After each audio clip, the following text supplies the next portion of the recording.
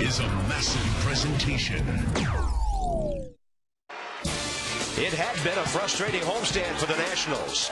But yesterday, heads-up play on both sides of the ball, solid pitching from Craig Stammen, and continued run support from the offense, smashing 10 hits for the second straight game, all contributed to the win. This afternoon, Colin Ballister takes the mound, trying to continue the momentum in the series finale.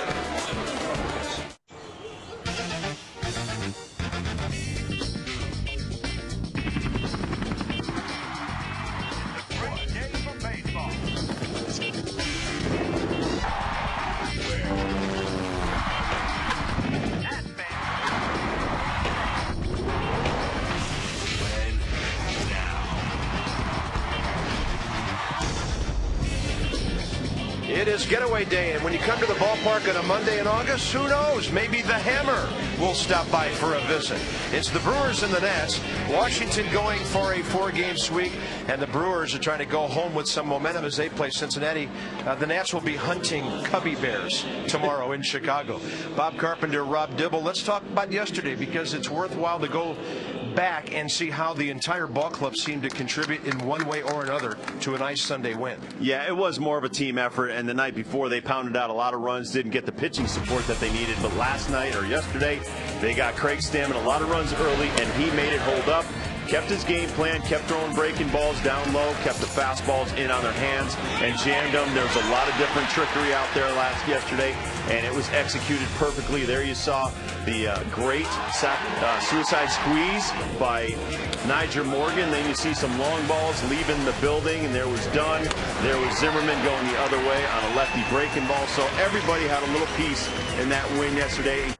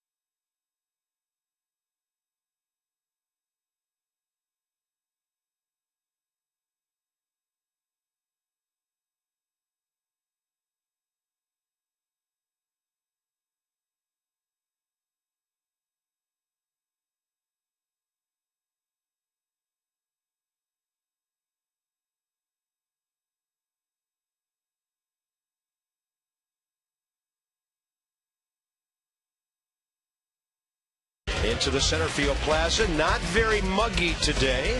The sun is shining, and at this time of the day, you might want to score early, because in the next few minutes we'll talk about the changing conditions that'll make it tough on the hitters. Let's look at the Brewers, 7th in the league in hitting, 4th in runs, and 3rd in home runs. Mike Cameron's having a real good series.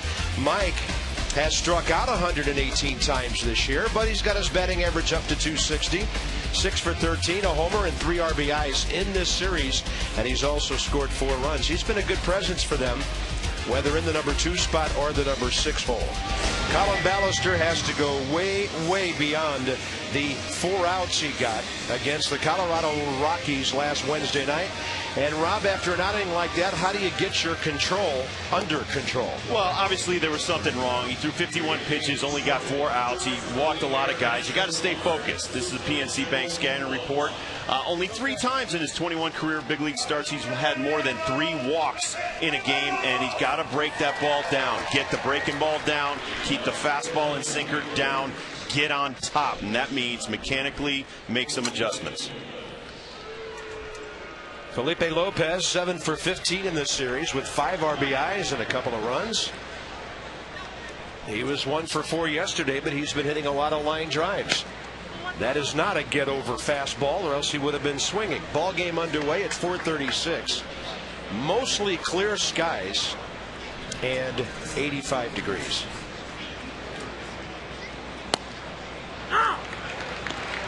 See much better velocity today. That one registered 94. Topped out at 91, but it just looked like he was overthrowing, meaning he probably was stiff his last start. Shadows are creeping here, Rob. It's an odd starting time. I know some teams who played in October on the West Coast before have had to experience this, but if you don't get a pitcher early on a day like this, the ball will be hard to see. Absolutely, and as a pitcher, use this to your advantage. Shadows around home plate. You're throwing out of the sun.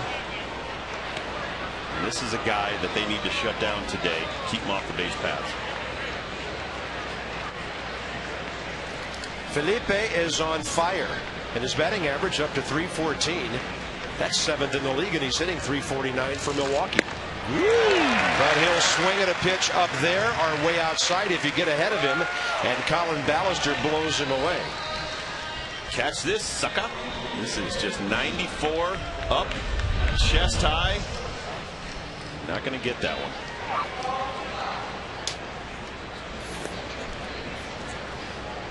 Frank Catalinato is next. Ballister had 6 pretty solid innings at Miller Park in that start.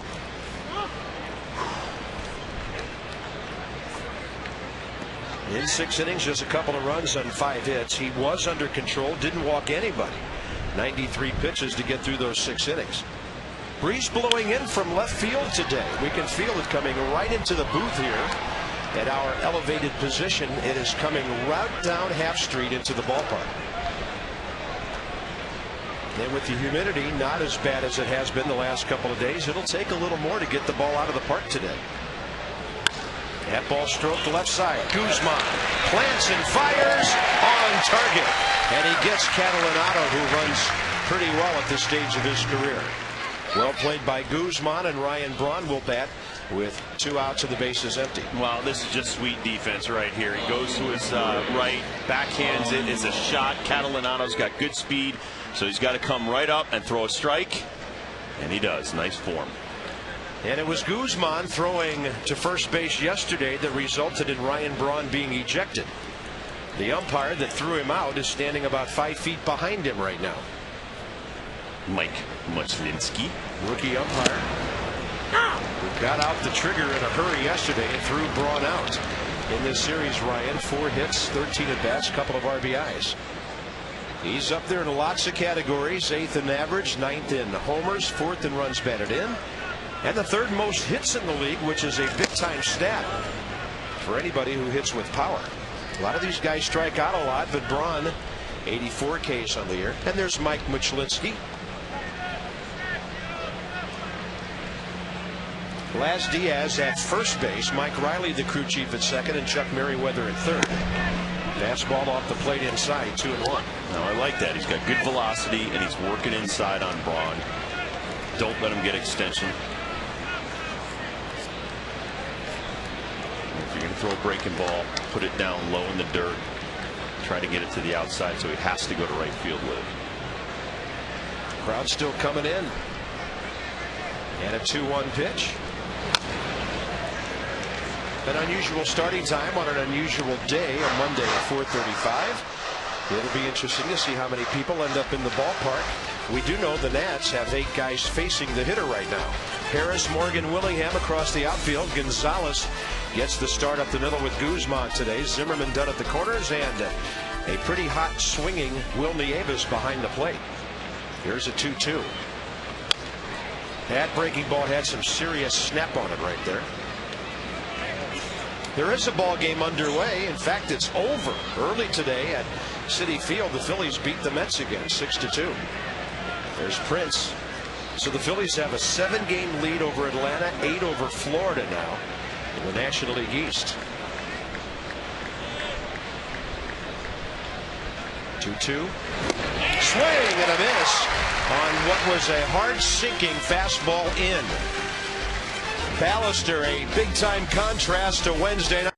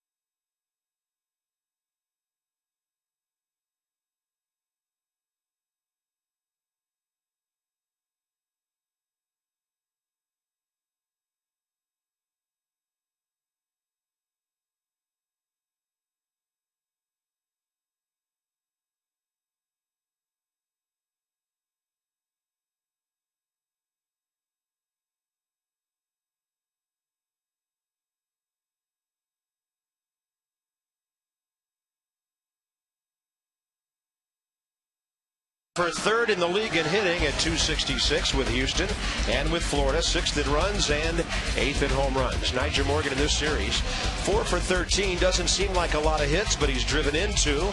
He has scored a couple, and that's the bottom line. How many runs the leadoff guy scores after he gets on base. Giovanni Gallardo, he's only 23. Second rounder back in 04 out of Trimble Tech High School in Texas. He is a native of Mexico whose family moved across the border. And so far this year, 25 starts, he's 11-10 with a 3.5 ERA.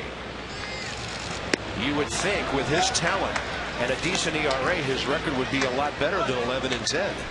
But the Brewers have had a habit of being shut down a bit on days in which he's pitching. He goes 2-0 on Morgan. And Nyjer will hit one to left for Ryan Braun.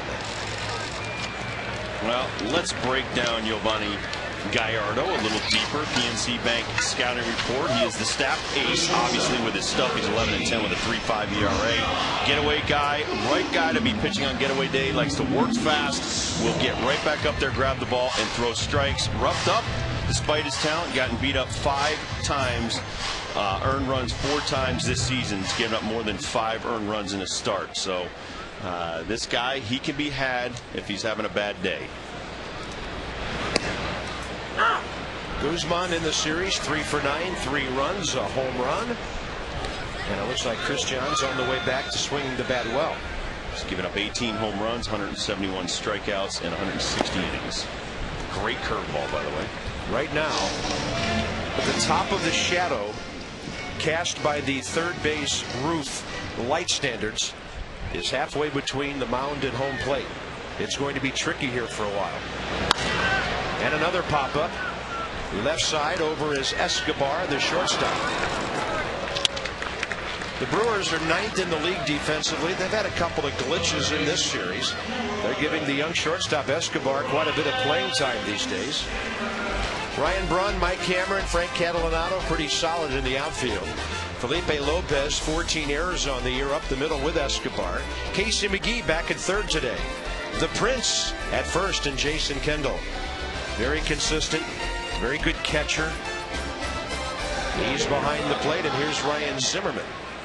Now Ryan only has 3 hits in the series, but he's made them count. 2 of them homers, 5 RBIs. He scored 4 runs. And now Zimmerman has scored 90 runs this year, second highest in the National League.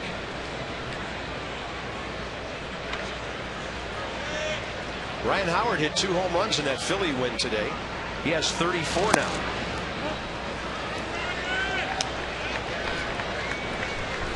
Cliff Lee wins again. Robbie's 5-0 with the Phillies. Pretty good pickup, I would say. It's looking like the CC Sabathia of 2009. That's a good call. And so's that, ball 3. But I think CC had like 7 complete games when he went over to the Brewers last year. Well, he had one of them against our ball club. He went all the way against the Nats at Miller Park. Ryan Braun's on the runs list. And then a couple of fills. And then Zimmerman, he might score again. You get on base ahead of Adam Dunn, the way Dunn's been going, and you never know when you might be crossing home plate. Adam Dunn's 3 for 10 in the series, but just like Zimmerman, 2 of his 3 hits have left the yard. He doesn't like Gallardo. 3 punch outs. 1 for 7 career against Gallardo with a 143 batting average. Well, the Nats and the Brewers have the major league stage all to themselves for the next 2.5 hours. The Phillies Mets played early today. This the only late afternoon game. And Ken Macha's Brewers are 3 under 500 now. They're 10.5 behind the Cardinals in the Central. Hopes fading there. And they're also 9.5 back in the wild card race. Adam Dunn breaks the bat. Gonna need some new lumber. That's what's called getting in someone's kitchen. Meaning you tie up his hands, jam him with some hard heat inside. And he's got to go back and say goodbye to his gamer. Get another one. Adams hit 33 homers this year, 2 in this series. 89 RBIs. Change up outside. Season series, Milwaukee 4, Washington 3. And the league leaders in home runs scrolling by. Adam right up near the top of that list. And a 2-1 pitch. 92, and he missed outside. 3-1. Gallardo on the year, 171 strikeouts, 76 walks, so a good ratio there. He's 3rd in the league in strikeouts.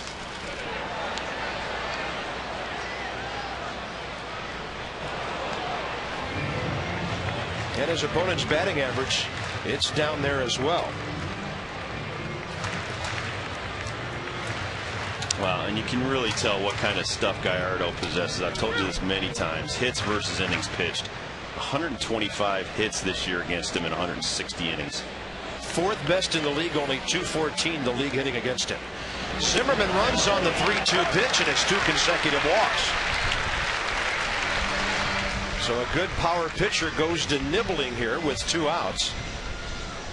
And the Nats have their 3 and 4 men on base, hoping to get Josh Willingham untracked. Northrop Grumman here on the sequence. Breaking ball down, fastball in, breaking ball away, misses. Then he throws another breaking ball away.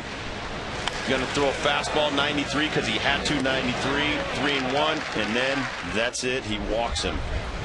Northrop Grumman, the information systems powerhouse with our pitch track. Josh Willingham is 0 in this series. He took a game off on Saturday. He's 0 for 7 and only 2 for his last 19. It's the first time in about 2 months that Josh has had a cold spell with that hot bat of his.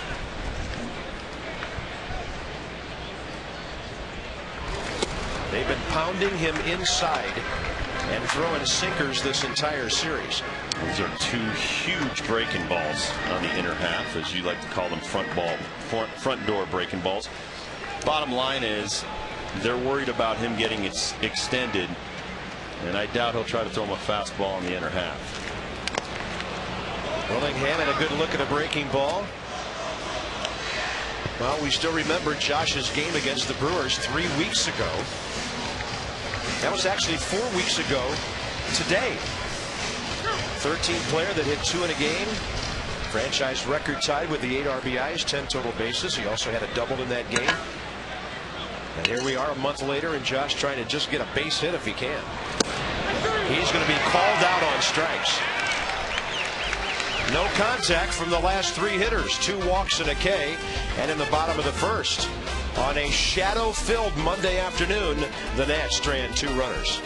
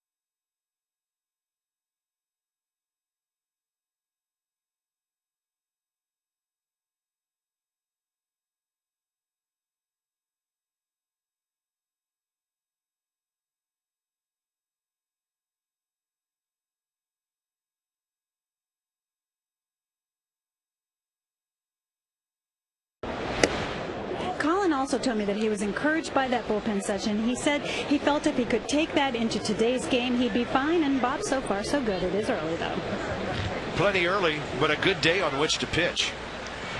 If pitchers had their way, every game would start at 4:30 in the afternoon, with Shadows coming right in from third base.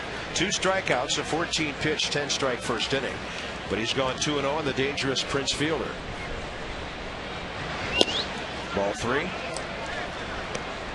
Prince has 1 hit in this series. It left the yard. He has a couple of RBIs, and he leads the National League with 110. And it is getting darker along that left field and third base line. The camera exaggerates the shadow, we must tell you, a bit, as opposed to what we see with the naked eye. 3-0 pitches in there. And for the outfielders, right field will be very dangerous today as a sun field.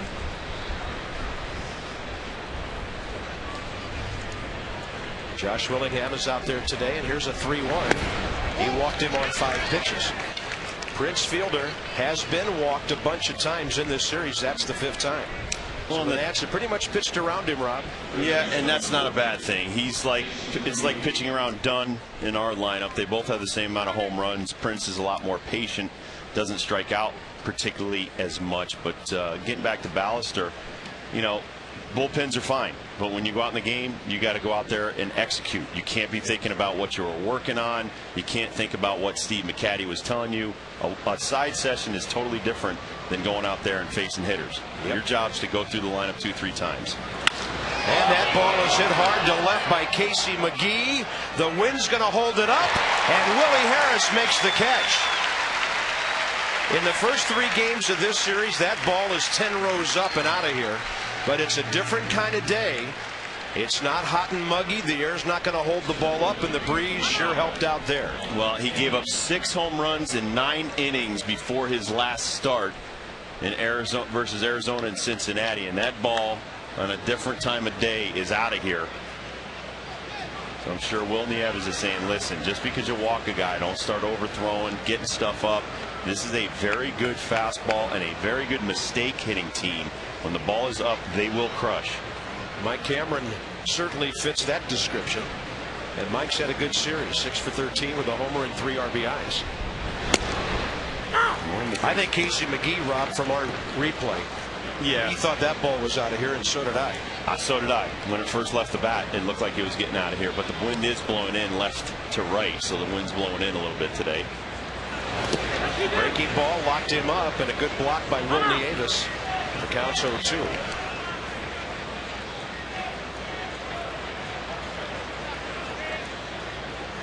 Good breaking ball down in the zone. That's where we like to see it against Mike Cameron. He will strike out an awful lot. You wouldn't mind have seen throwing another one here the next 2 pitches or so. How about 3 in a row?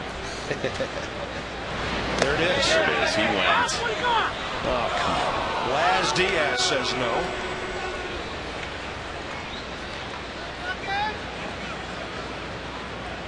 But that's where you want the breaking pitch. Rob's been harping on that for the last week. He went. Oh, he was way beyond the line. Well, the umpire's looking right into the sun as well.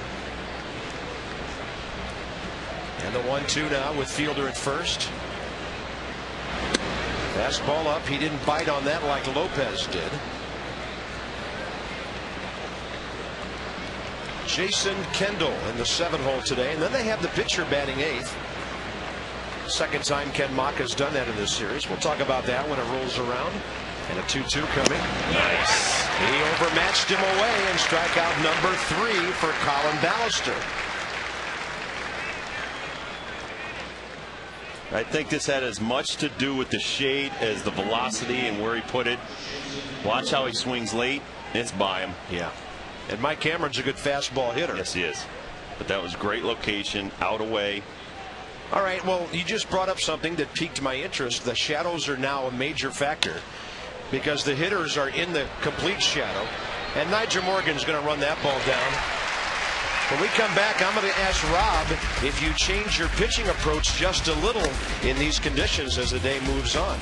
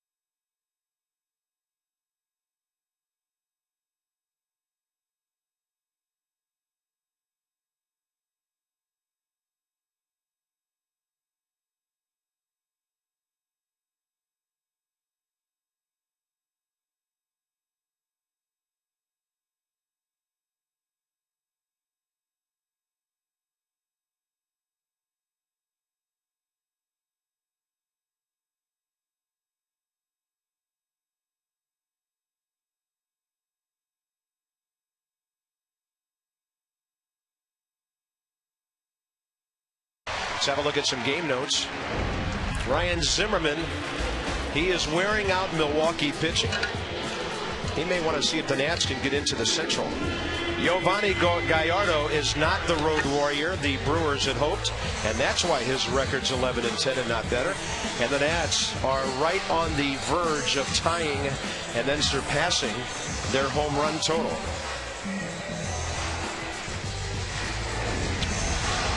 All right, Rob Dibble, you mentioned something a moment ago about the fastball and the shadows. Would you be more inclined to throw the heater because hitters are late reacting, maybe at this stage of the game, as opposed to a little later? Absolutely, because they're seeing just basically what you're seeing. You're seeing the guy standing in the sun, the ball's going to come into the shade, it's going to have a shadow on it, and it's harder to hit.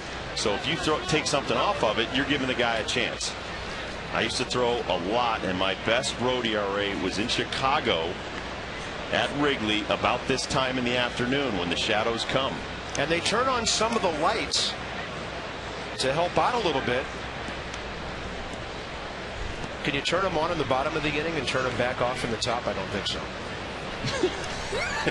I mean, but you should take full advantage of whatever stadium you're playing. When I played at the Astrodome in Houston, I threw more fastballs there because it was so hard to hit it out of there. When you played at Jack Murphy Stadium in San Diego, so hard to hit a ball out of there. The cool night air of Mission Valley. Exactly. Right. So you have to use the conditions as much as what stuff you possess that day to get your opponent out. And if it can save you from throwing a lot of breaking balls early, use it.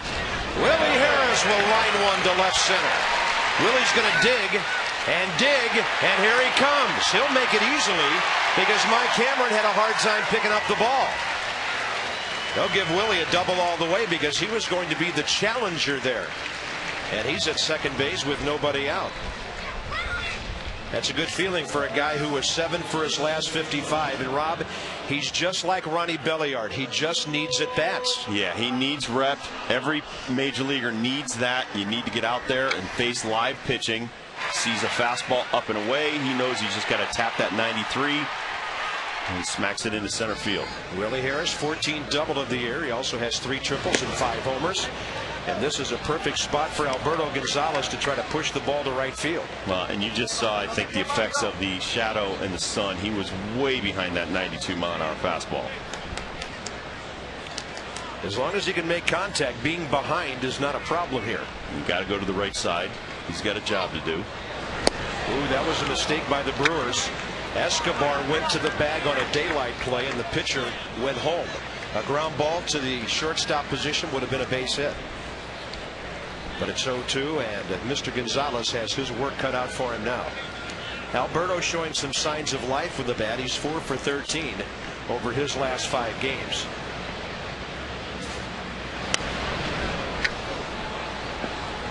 Well, now all bets are off. Now you're not trying to hit the ball the other way. You're trying to just stay in the at bat, and you have to protect. You have to be defensive. Don't strike out because you're trying to hit the ball to the right side. Good speed at second base and in the batter's box. Escobar, the shortstop, keeping Willie close. And a good take by Alberto down and in.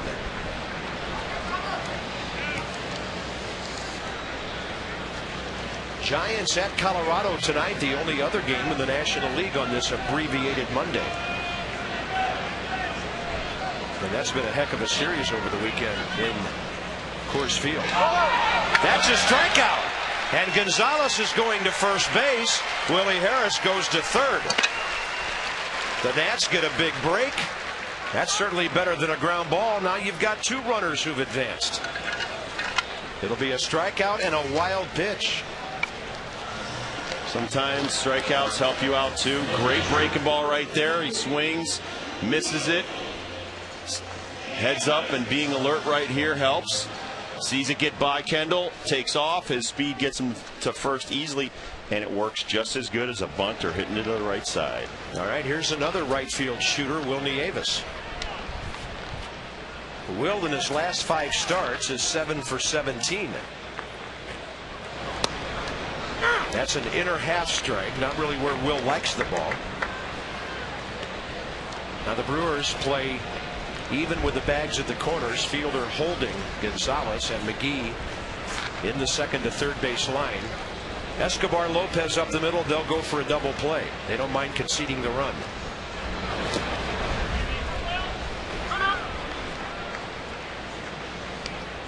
Gallardo career against the Nats. 2 games, 1 start. And that was July 30th when he went 7 innings, gave the Nationals 3 runs on 5 hits. Struck out 11. And it turned out to be a 7-3 game. Nieves up the middle. The shortstop gets it. Safe at first. He got the out at second. And Escobar continues to have some interesting moments up the middle in this series. But the Nationals take the lead on Wil Nieves, 18th RBI of the year. Escobar did well to get to the ball and keep it from going up the middle. Well, remember, they're cheating in about 5 steps, so he's right near the bag trying to get the double play, knocks it down. Then once again, a bad throw to first base. And Nieves makes it. And as you said, he's having trouble holding on to the ball. 6 unassisted there. Ballister wants to bunt for the second out and get Wil Nieves to second base for Nyjer Morgan. Ballister 1 sacrifice bunt this year. He had 8 in his rookie season last year.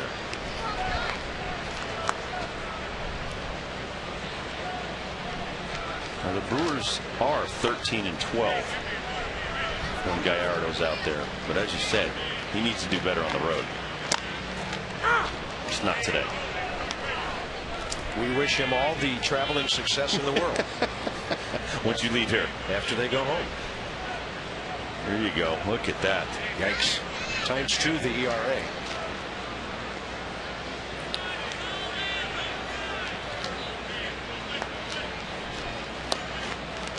Ballister takes a late stab at it. And remember, he had a huge blowout of the knee last year in Chicago. I happened to be watching the game. He was covering first base, stepped in correctly, and just blew out his knee. Was out the rest of the year. So you never know, that might get tweaked. And I'm sure the Brewers consider this a big stretch. They go home to play the Reds 3, the Pirates 3. And that's not a good at bat. He bunts into a strikeout, 2 down. So I'm sure they looked at these 4 games here and thought, okay, we can take 3 of those, and they have the Reds and the Pirates at home. But here's the thing about Milwaukee. I don't know if they can catch St. Louis. You doubt it, because they're 10.5 back of the Cardinals, but they do play St. Louis 9 more times. Yeah, I don't know if they're going to make the playoffs, not with the way their pitching staff is. Like you said, they're right above us as far as one of the worst pitching staffs in the National League. 4.90. And a strike to Nyjer Morgan, who flied routinely to left his first time up. Now it's mostly shadows from the mound to home plate. Guys will see the ball better than they did 10 to 20 minutes ago. Nyjer didn't act like he saw that one very well. 0-2. Yeah, still a tough time of day. You know, this is usually when you're out here taking batting practice. It's unusual to have a start time like this, unless maybe you're on the West Coast. That's why all those playoff games and some of the All-Star games out there over the years were so low scoring. Still bright over there. Which makes it hard to see the ball if you're Prince Fielder or even Laz Diaz, the first base umpire.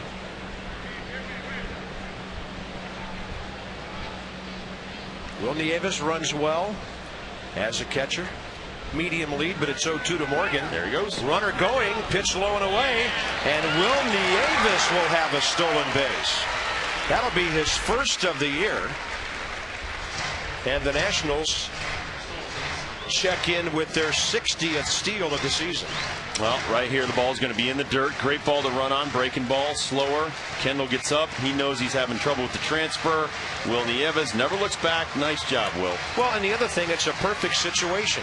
If Wil Nieves gets thrown out, Nyjer Morgan leads off in the 3rd. You have nothing to lose by sending him there. And now maybe a RBI and a single. It's up and in, ball 2. The Nationals have certainly been more aggressive with the running game under Jim Riggleman, although it helps to have a Nyjer Morgan in your lineup too. And a 2-2. Nyjer playing in his 48th game as a Nat today. came in batting with Washington, .358, with an on-base percentage of .401. And he's only one multi-hit game on the year behind Christian Guzman, and Guzman on deck, third in the league. So some base hit guys at the top of this really good lineup.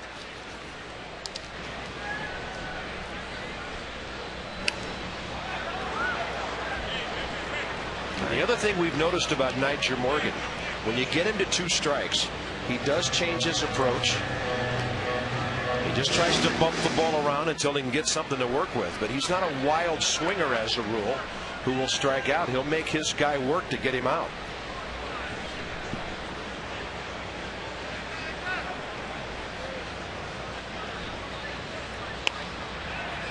And again, waited nicely on the breaking ball. Like I was going to say a second ago, now you just become a contact guy. Even though this is a good contact guy, now it's just about putting the ball in play. Once you get 2 strikes on you, you get very defensive. That's why your batting average goes down. It takes a lot of the things that make you a natural hitter away from you. Now you're just trying to be a guy that slaps it in play. And Morgan will slap it to the right side slowly to Lopez. Nats are gone in the bottom of the second, but they've made Yovani Gallardo throw 45 pitches in 2 innings and have a 1-run lead.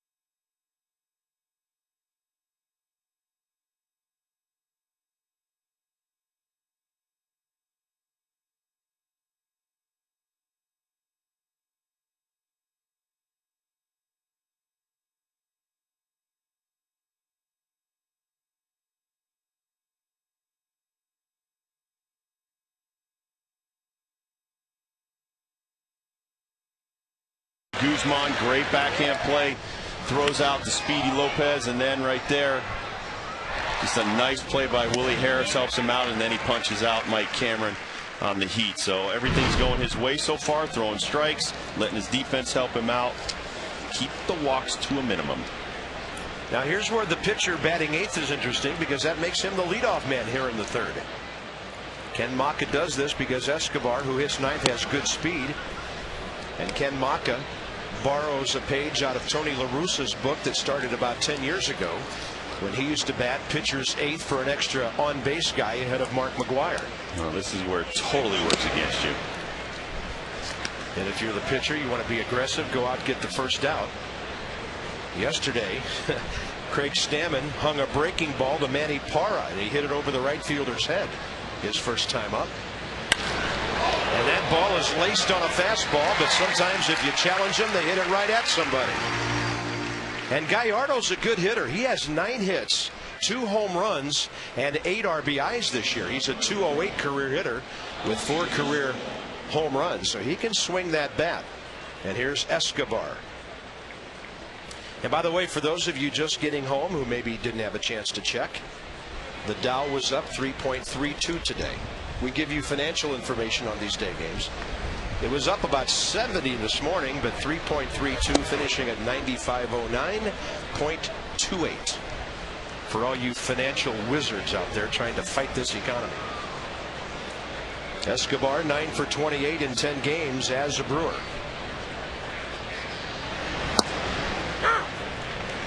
We hear that shares in Dibble baseball went way up today. Even though you weren't on the radio today. Nope, was not on the radio today. And a one hopper to Guzman. He catches it belt high. And 2 quick outs for Ballister and the Nats here in the top of the 3rd. Secure your seats for 2010 today. We're talking about season tickets. 202-675-NATS. Nationals.com/2010. You'll enjoy guaranteed seating, savings over single game prices, discounts on merchandise, exclusive events, and a whole lot more. And the one thing we cannot tell you is when Steven Strasburg will make his first start. Get the season tickets. We'll worry about that when he's ready. Yeah, Steven will worry about that when he's ready. Yeah, he'll let us know. Either that or the hitters in the minor leagues will let us know. Felipe Lopez struck out at a high fastball first time up. And Ballister's got a good heater going today. That was 94 up and in. And as I mentioned yesterday, Felipe Lopez does not like to be pitched inside. Going to stay up there. Not many guys doing it's 94 on your hands. But give the former Nat credit. He's swinging the bat well. He's doing some good things for the Brewers. Ricky Weeks is out for the season. Lopez and Weeks actually are friends who work out together down in the Orlando area during the offseason with several other major leaguers. Frank Catalanato on deck here in the top of the 3rd.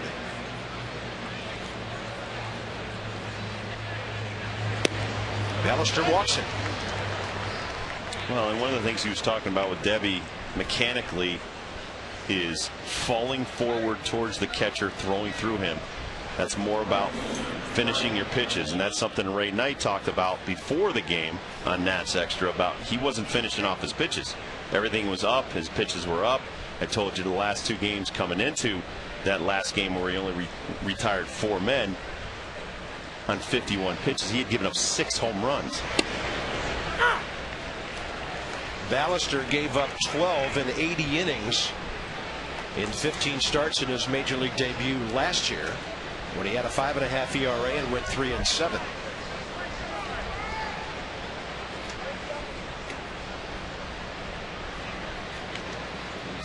Lopez not running much this year. Felipe between Arizona and Milwaukee only stealing 6 bases, caught 5 times.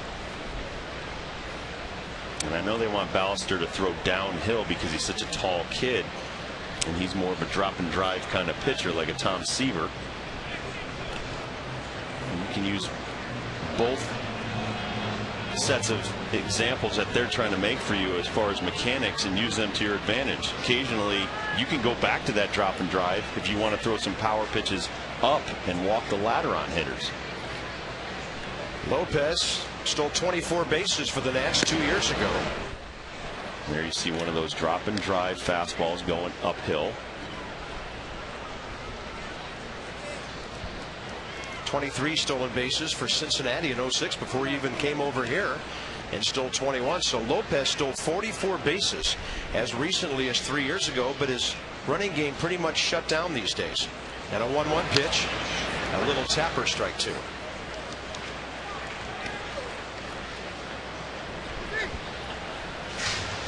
Ballister, career record of 4-10 with a 5.81 ERA. This is his 22nd career start.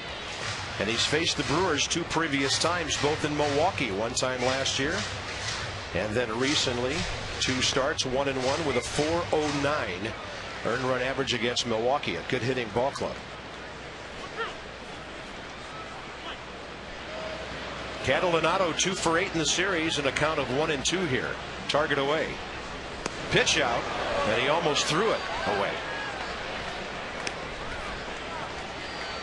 Ed Cedar, the first base coach for the Brewers, has the stopwatch and walked over, had a little chat with Felipe. Well, it looks like he's rushing a little bit because he's worried about Felipe's speed, and that's why he's flying open and the ball's going towards the righty's batter's box. Off speed there. I don't know. I mean, are you hurting yourself when you're concerned with a guy who has stolen 6 bases in 4.5 months. Absolutely, because you have a lot of danger right here coming up behind Lopez. Yeah, this is the guy you have to get out. Good contact guy in Catalanano. Then it's power, power, power, power. So you don't want to get into a long inning here. I always felt, Bob, when I had 2 outs, I was always 1 pitch from getting out of the inning or 1 strikeout from getting out of the inning. I wasn't worried about guys on base. Got him on a pitch up and away.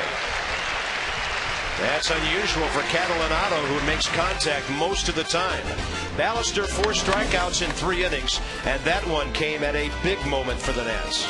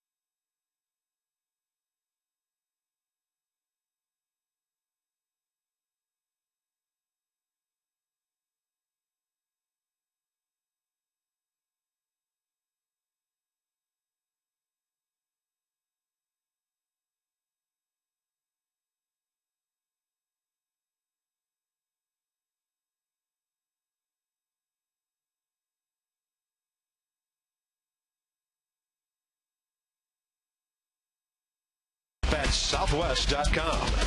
And by McDonald's. Feeling thirsty? Try a refreshing 32-ounce Mickey D's sweet tea. I'm loving it at participating McDonald's. That's our Zim Exmo feature coming out of the break. What are you guys doing here? I thought school started today. They look a little young for school. Plus, it's after school hours anyway. That's true. Here's Guzman, Zimmerman, and Dunn to follow. Bottom of the 3rd, the Nats lead 1-0 on an RBI ground ball by Will Nieves after a Willie Harris double in the 2nd. 2-0 to Guzman, who popped up to the shortstop first time. Now the Guzman's going well again. He's hitting .362 over the last month. There's another shadow update for you.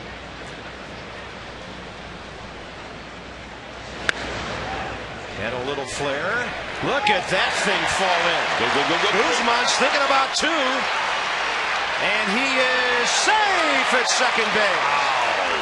The ball beat him. It was a little bit offline. And Christian Guzman, he earned that double when he left the batter's box, not when he rounded first base.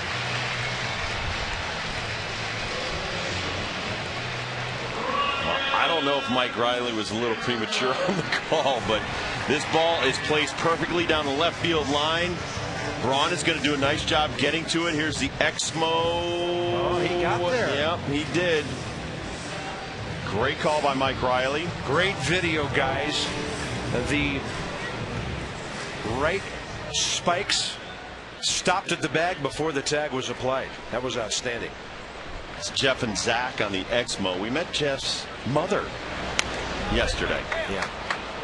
I've never met a prouder mother of an Exmo operator than we did yesterday. That's awesome. It's not often you get introduced as the Exmo thingy guy's mom. Yeah. What? That's right. Jeff's mom? Oh, okay. There's Jeff. That was great video, buddy. Zimmerman walked his first time, and he takes that one off the plate. 1 ball, 1 strike. So a leadoff double for the Nats each of the last 2 innings. So Eddie was shooting Jeff. We need somebody to shoot Eddie shooting Jeff. How about shooting a ball through the infield here? Oh, that sounds good. That bounces. And because Kendall deflected it toward third, Guzman was wise to stay.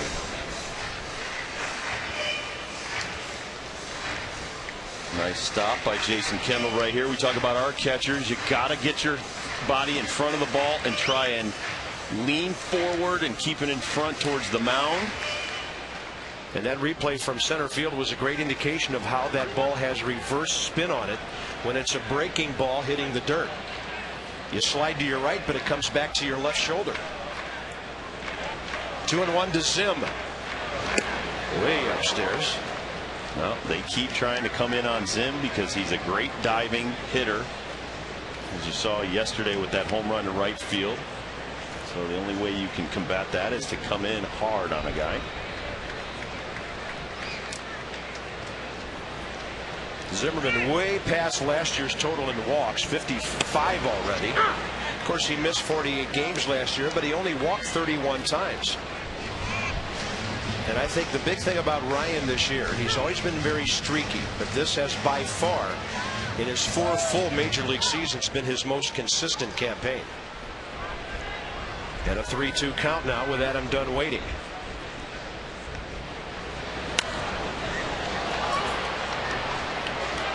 And a beauty of a home run, Rob, in the 4th inning yesterday, opposite field over the scoreboard. Well, you see him step into it, step towards the plate, and just crush that breaking ball the other way.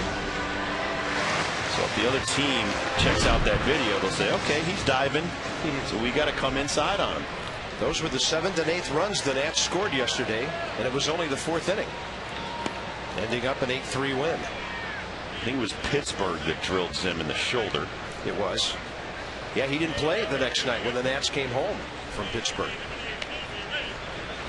And that was a diver on the inside corner, front door. And Ryan Zimmerman gone. Strikeout number 4 for Gallardo.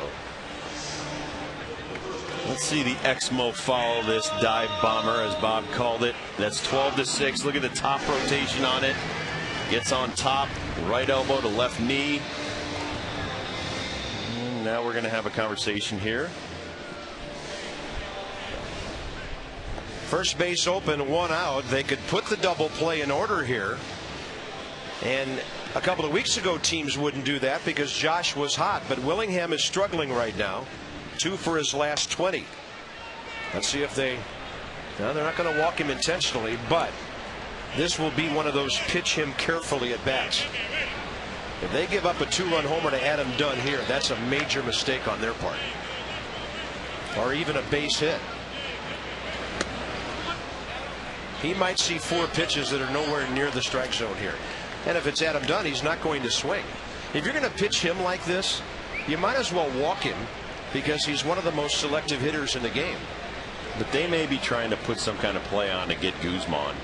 That's why they called Escobar in there. He's cheating in a little bit, Playing right behind the bag.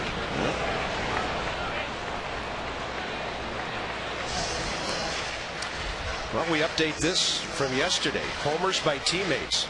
Ryan and Adam, the most in baseball. Since July 24th. It's pretty impressive. Very impressive. Kendry Morales and Vlad Guerrero out in L.A. Kendry Morales having a fantastic year. Probably finishing the top 5, top 10 in MVP.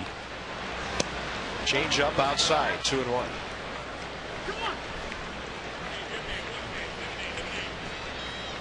Adam Dunn comes into this ball game batting .288, and that's 41 points higher than his career batting average. And the way he's done that is with sustained success, hitting .367 over the last 5 weeks. He checks one, but it's way foul. Halfway to the second deck.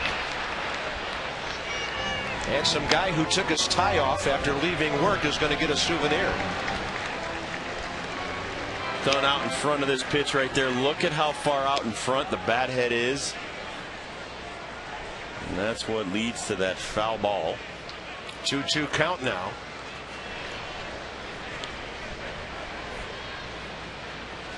And way upstairs, ball 3. Adams already walked once today and 95 times on the year. That's one time more than Albert Pujols with St. Louis. By the way, the Nats are expected to face John Smoltz in St. Louis Friday night. I'll have to catch you and Ray on TV watching that one. Yeah, have a nice weekend. Thank you. Oh, Adam Dunn's going to strike out looking. Top of the strike zone, and he didn't pull the trigger. Gallardo comes up big after the double and strikes out the Nationals' two most dangerous hitters.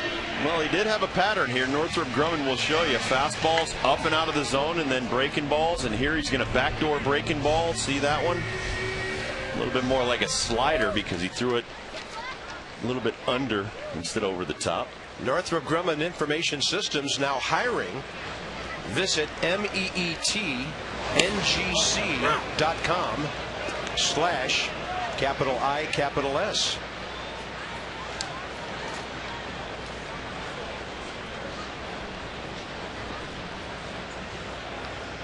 Willingham caught looking first time. He's 0 for 8 in this series.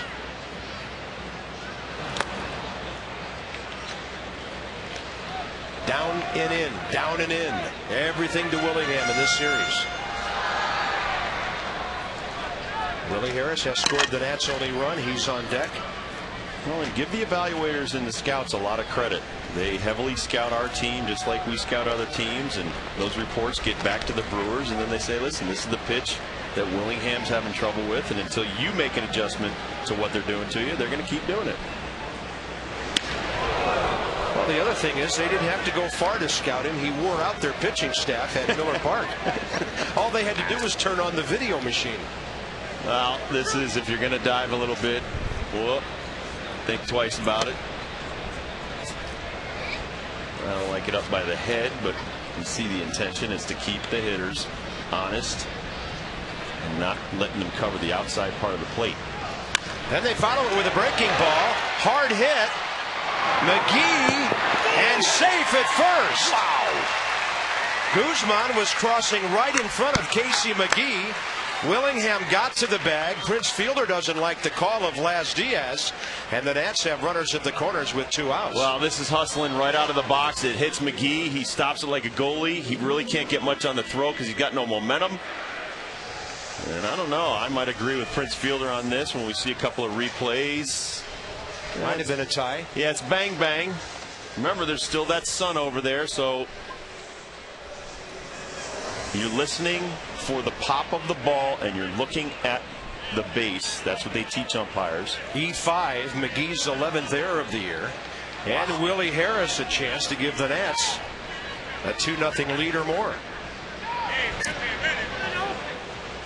And you're not going to work a suicide squeeze with 2 outs. No, but Guzman did come down the line to give us a little excitement. Okay, Willingham hit a bullet, like a one-hop bullet off McGee's leg. And he did what you're taught to do, and that's knock the ball down. Knock the ball down, and he gets an error. I don't agree, but that's the official score right now. Maybe they'll change it to a hit later. And there's some lobbying on the home team that might take place.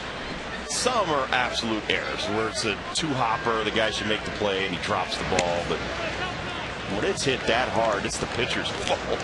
Well, and the third baseman did everything right. Yeah.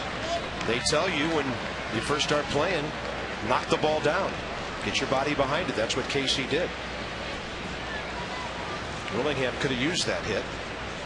And the 2-0 now to Willie. Harris will take a fastball up. Ball 3. Much respect to Casey, because any third baseman, whether it's Ryan Zimmerman or McGee, you got to have some serious guts to sit at third base and take those shots off the bat. But you know, Rob, there's something else at work here. Nearly 70 pitches now. Yeah. And this game's in the bottom of the 3rd. The Nats are wearing Giovanni Gallardo out. And now he walks the bases full, with Willie Harris reaching his 2nd walk of the day. And Chris Bosio will take a stroll out to the mound. When the Nats come back after Labor Day, we'll actually be in town before that, the weekend before, but Labor Day's an off day this year. The Tuesday the 8th is T-Shirt Tuesday. First 10,000 fans receive a Nats Town T-shirt free. Watch the Nats and the Phillies at 7:05, 202-675 NatsNationals.com, and the box office during the day at the ballpark, open every day out there in the left center field. Oh my. Somebody's eating some ballpark food. I see a lot of peppers on that one right here. See this? Indigestion. And then how about he goes home later and his wife makes a nice dinner and yeah, makes him eat I'm not hungry. She'll make him eat a salad after that. Where you been? Oh, I was working all day, honey. I saw you on Masson, dear. Why is your face all burnt to a crisp? I wasn't outside. Here's Gonzalez. And Alberto goes up first pitch swinging after the guy in front of him just walked. I guess Alberto was guessing first pitch fastball, but that thing was cutting away from him. Well, 2 outs, base hit, scores 2. You don't need to get them all on one swing of the bat. And he fights that one off, and it's quickly 0-2. There have been times today, though, when Gallardo has had a hard time putting away hitters. There's our base running bunch. Guzman led off with a double after Zimmerman and Dunn struck out. Willingham on a scorcher to third reaching, and then Harris walked. Alberto Gonzalez, 27 RBIs this year. Struck out first time. And he went to first on the wild pitch that got back to the screen. If the inning continues, number 8 man, Will Nieves. Nationals 1, Brewers nothing, bottom of the third.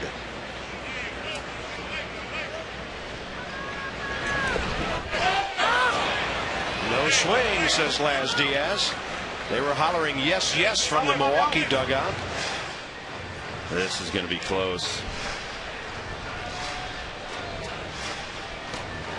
There's the side angle. There's the plate. That's almost identical to the one they gave the Brewers in the second inning. Can't get them all right. He doesn't want to go to 3-2 here. And a breaking ball chopped foul.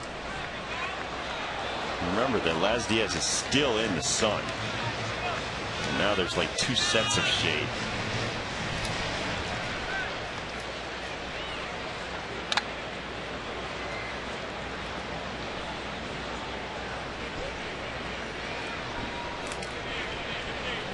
Two count again. Gallardo stepping off. Good speed at third and first with Willingham in between. And he throws a fastball in the dirt, 3-2. All right, watch the ball come from the sun and the shade. Watch it. There's the sun. Back to the shade. Into the sun. Back into the shade. I don't think the hitters can see that because that's more than 500 frames per second. But that is beautiful out of Jeff's camera. He struck him out looking. Mike Muchlinski gives a struggling pitcher a borderline call with the bases loaded and 2 outs. And the Nats lead 3.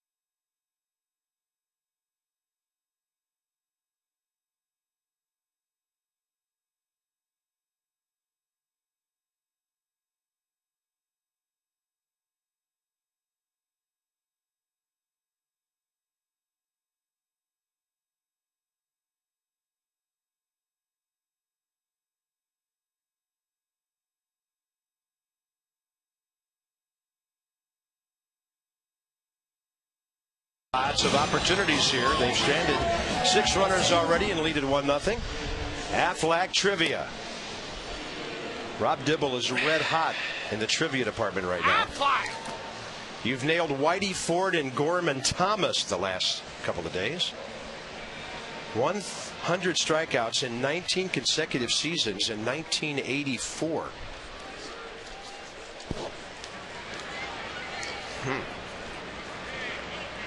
Bob Gibson.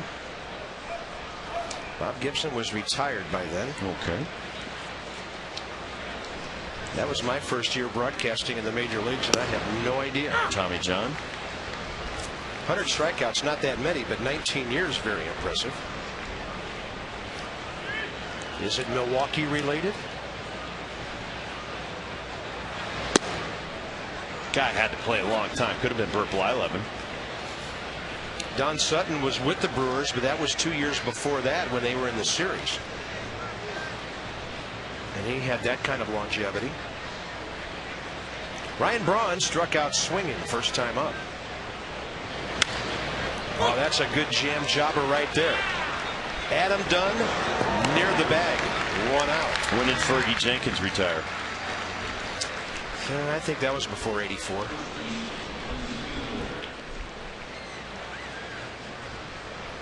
Jim Palmer.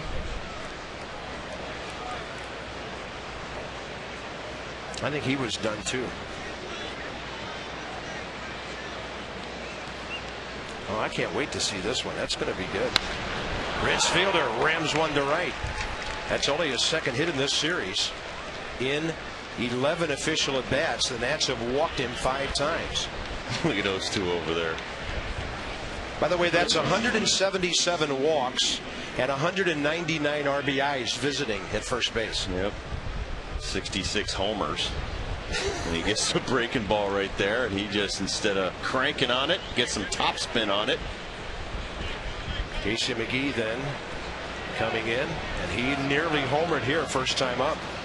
After Fielder walked, leading off the second, Ballister starts him with a breaking ball. I think they're over there. They're talking smack to each other, saying, I hit the ball farther in our ballpark this year than you did. You might have hit it over the tundra, but I hit the scoreboard. And he hit it way up on the scoreboard. Yes, he did. When I saw that replay, I was stunned at where Prince Fielder hit that ball. I mean, that's stuff that you do in batting practice. Not a game. That's in a game he hit at that bar.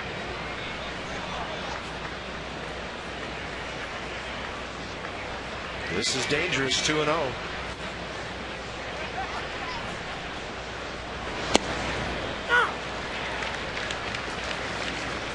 And Prince is going, well, you know, once I stopped eating red meat, I really got powerful. Adam Dunn's like, okay. It's like Popeye. I just eat more spinach. There's the Prince. Is that the new cheesehead hat? I guess. That's the old Brewer logo, though. Yeah. Yeah, their colors were kind of a lighter blue and yellow back in the day when they came from being the Seattle Pilots to the Milwaukee Brewers. He's working that licorice.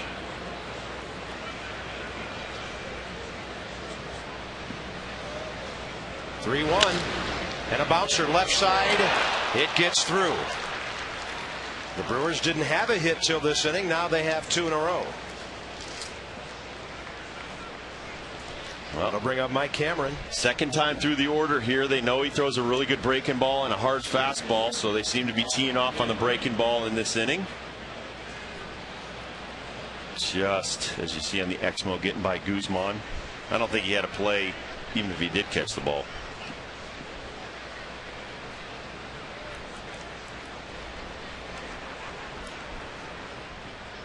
When Zimmerman can't cut it off or doesn't even make a move to, you know it's hit sharply. Cameron struck out swinging first time. Reaching for a breaking ball. Willie Harris back and over. And a good running catch by Willie on the track. He can cover some ground in left field, and that's the second out. That away, Hot Rod.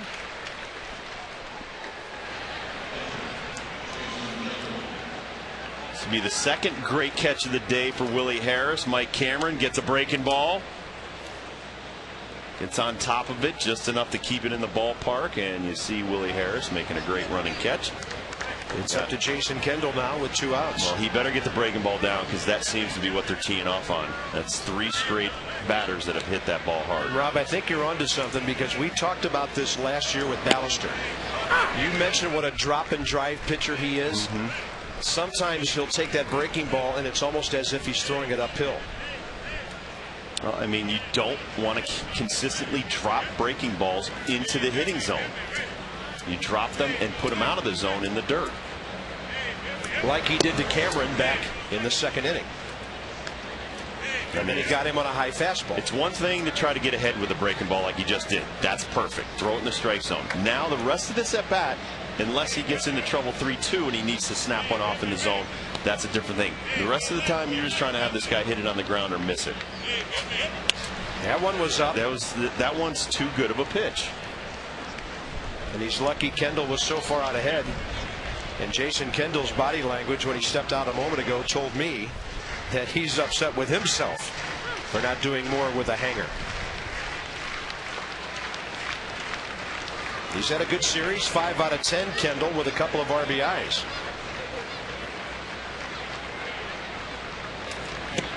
Got it. That was off speed at 77. Kendall did a double take and then couldn't hit it.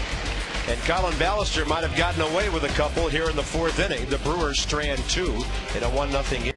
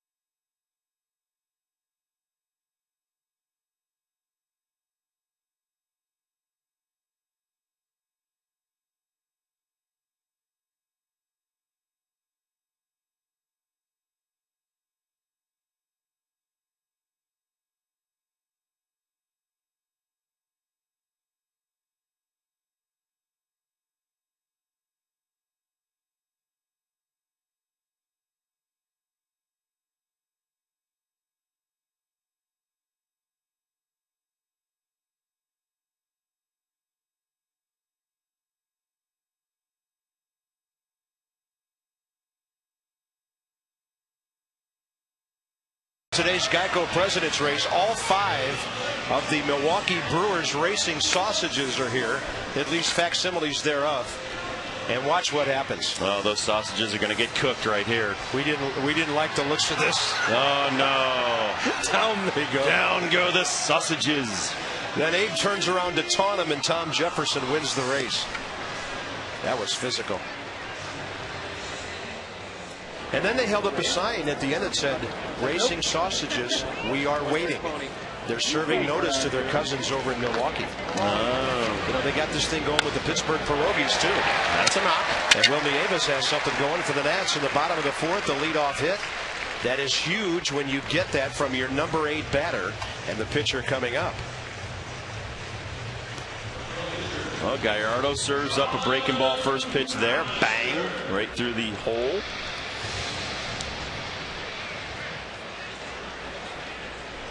That'll give Ballister a chance to sacrifice him second.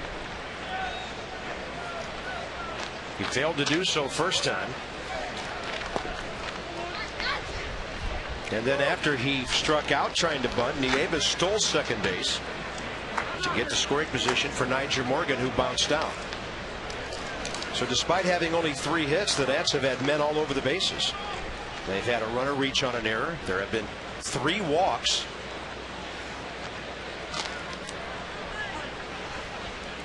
But a good pitcher has made big pitches at the right time.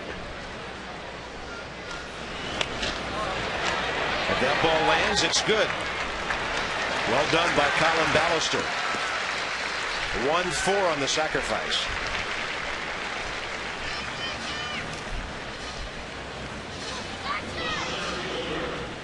Got to give yourself up, get the bat out in front of the plate. He does just that, and as Bob said, as long as he gets that thing on the turf, it works perfectly. And a big chance for Nyjer Morgan to give the Nats a 2-0 lead.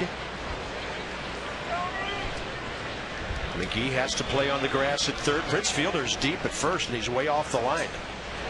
If a ball was dragged, if a ball was dragged on the first base line, it would be a hit without much effort. That just about smoked Willie Randolph in the head. Look how far off the line Fielder is. Nyjer was just a little late on that fastball. I'd have to drag one here, but he swings twice and it's 0-2. I almost think they're trying to bait him, that they want him to do that instead of trying to drive him in the run. Morgan's next RBI will be his 40th of the year.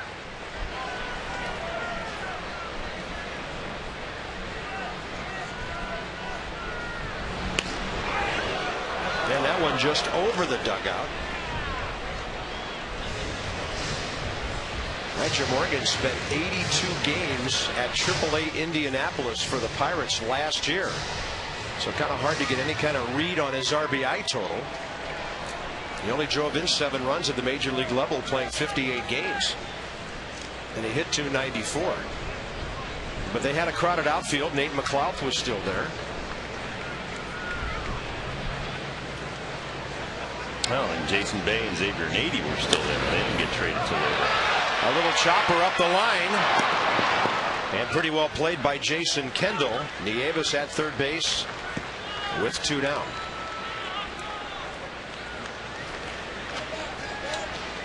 If that ball gets 30 to 35 feet up the line, nobody can throw out Nyjer Morgan. Well, you see him hit and the ball is behind, but it's got top spin and it comes out in front. Kendall makes a heck of a play. Did Prince get stepped on again? I think that's the second time today Prince has been stepped on. He got stepped on yesterday, I believe, wasn't it, on that bang bang play? Guzman first pitch swinging, and the inning unravels after the leadoff hit and the sacrifice. So the Nats have stranded 7 on to the 5th inning. It's still 1-0 at Nationals Park.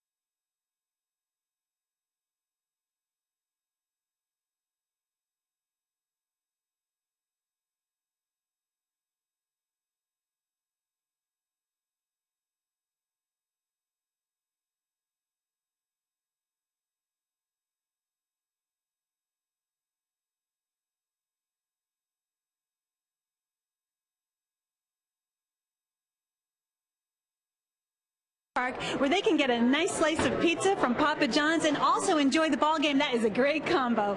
Bob Ropp, back over to you, and we'll have the pizza on the way. Yeah, we are totally holding our breath for that.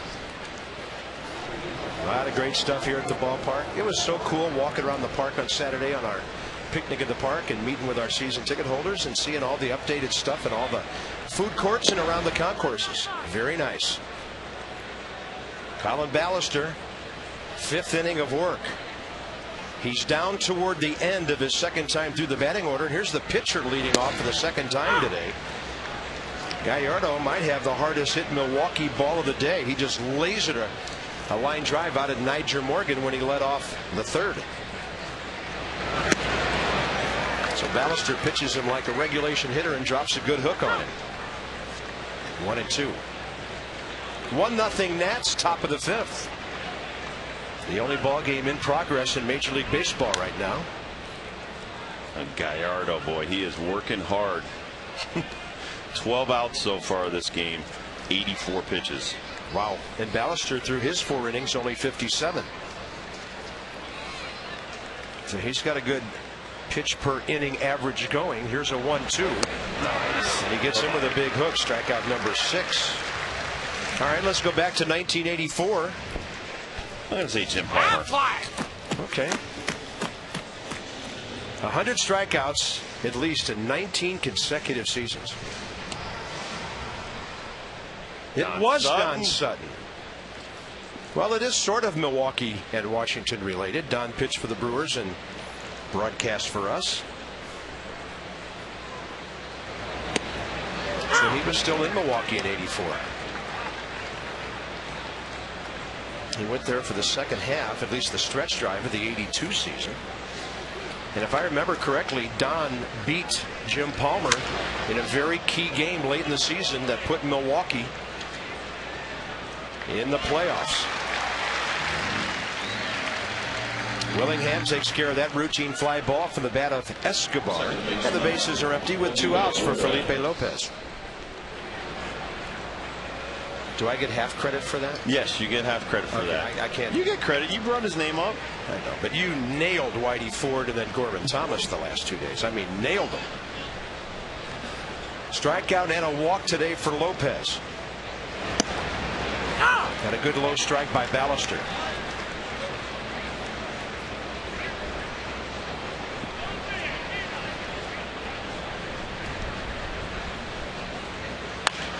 Hard hit. Gonzalez gets behind it, plays it perfectly. If you pitch well, you're around the plate, your guys behind you will support you.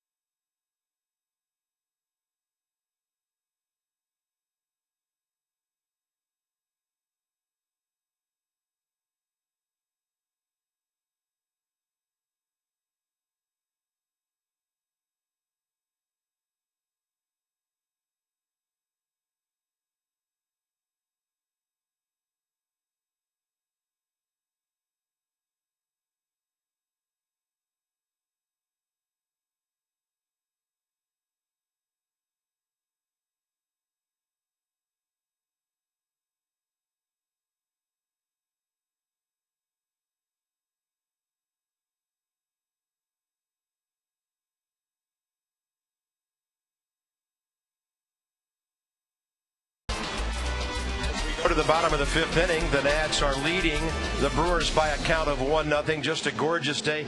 The humidity's down. The Nats are having a well-pitched game. And Rob, I think we see the defense really responds to that. Yeah, and you know what? He didn't hit his spot on the last pitch, and it's a shot to your second baseman. But like you said, if you work fast, you throw strikes, guys are going to make plays behind you. And so far, the defense has been stellar.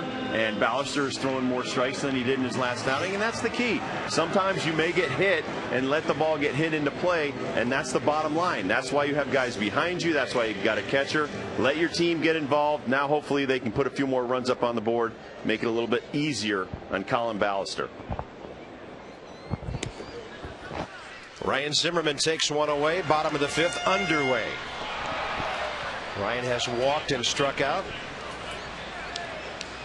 The Nationals are about 2 timely hits away from having a 4 or 5 run lead in this game. So Gallardo has struggled. He's worked long and hard today, but he's kept it close. Well, he started this inning with 84 pitches. Try to work this guy into the hundreds this inning and get him out of there.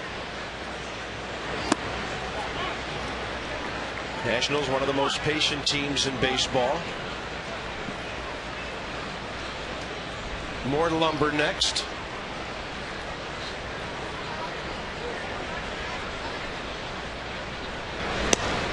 You know, we could call our 3, 4, 5 guys in the lineup the Lumberjacks.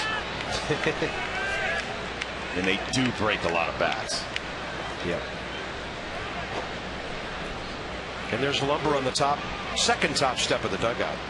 Josh Willingham does not believe in being in the hole. That's close. Good eye by Zimmerman. How'd you take that on 2-2? And for people who might not know what you're talking about, most hitters, if they're not on deck, they're down by the bat rack, down by the helmet rack, down the steps. Northrup Grumman right here on the fastball over the top, 93 on the black. Tough pitch to pull the trigger on. But Willingham wants 2 at-bats worth of looks at the pitcher. So he's up on the second top step. So technically he's not on the field, which you cannot be. But he's as close as you can be. And the Hammer's got the arms of a lumberjack anyway. I could see him chopping down some big redwood somewhere. You have any of those in Alabama? Well, they got some big trees in Alabama. They do. Wow, that's a good pitch, and he doesn't get the call, and Zimmerman walks. A fastball just off the corner. That looked a lot like the one he threw to Gonzalez with the bases loaded back in the 3rd. Nationals rankings: 2nd in batting average, runners in scoring position, and runs per game outstanding, and the homers and the slugging percentage. So that's going back right at a month, because it's August 24th today. Well, the Nats have been a major headache to some pitching staffs, haven't they? Yes, they have. This is going to be a fascinating road trip, Rob. Playing 2 teams right in the thick of things, and Dunn didn't like that call. 3 at Chicago, 3 at St. Louis, and Jim Riggleman's giving it to the home plate umpire. Well, that changeup was down. Adam knows the strike zone. You have a rookie umpire, and if you keep complaining, he's gonna throw you. You can't argue balls and strikes. He had a quick trigger yesterday throwing Ryan Braun out, but he had to because Braun slammed his helmet at first base on a close play. And the other thing I think they forget sometimes is that Adam Dunn is 6'6". His knees are not where Alberto Gonzalez's knees are. But a lot of umpires at times will have the same zone for Adam, and it's not fair. Like Zimmerman, he's walked and struck out today. Check swing on a breaking ball. Did he go? No, says Chuck Merriweather. 2-1. But I think you can see what Gallardo's all about, Rob. I bet we've seen at least a half dozen check swings against his stuff today. Oh, and he's got a great changeup, an even better breaking ball, and he can throw the ball 90 to 93 miles an hour at will. That's why he's in the top 5 in strikeouts in the league. 2-1, and Dunn reaches out and hooks it foul.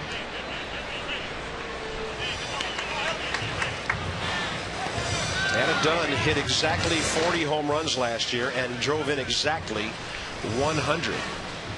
5th straight season with 40 homers. Nobody else has done that. And for the last 5 years, 100 RBIs. He's well on his way to doing that again.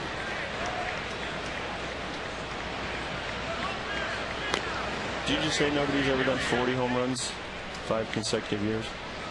Only active major leaguer, I suppose, is what that means. Babe Ruth in here, Ty. He needs to do 40 this year to be all by himself. Yep. Only living player. And he will strike out for the 2nd time today, 138th time this year. That won't get him closer. Great breaking ball right here by Gallardo. Nobody's hitting that ball. And if Adam Dunn doesn't get that first one called for a strike, he might not bite on that one. Here's Willingham again, 0 for 2 today, but he hit the ball extremely hard last time up. It banged off the body of Casey McGee at third. And they go inside right on his hands.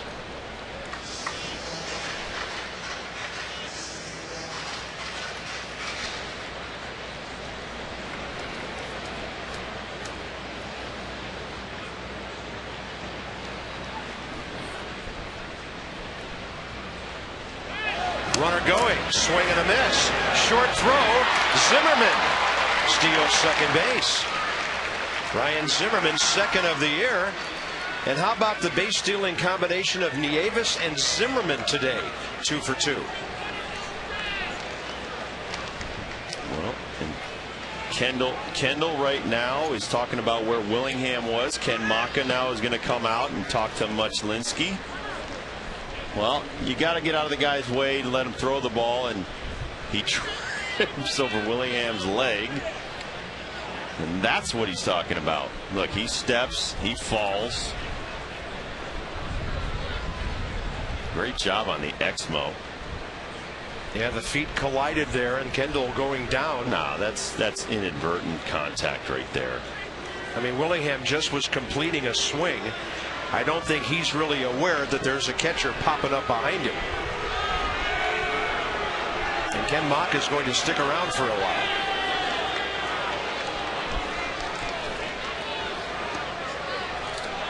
We're going to see the Exmo here. Crew chief Mike Riley is walking in. I mean, he wasn't leaning out over the plate. Kendall stepping into the foot of Willingham. Yeah, this is incidental contact right here. It's not like he did a leg whip.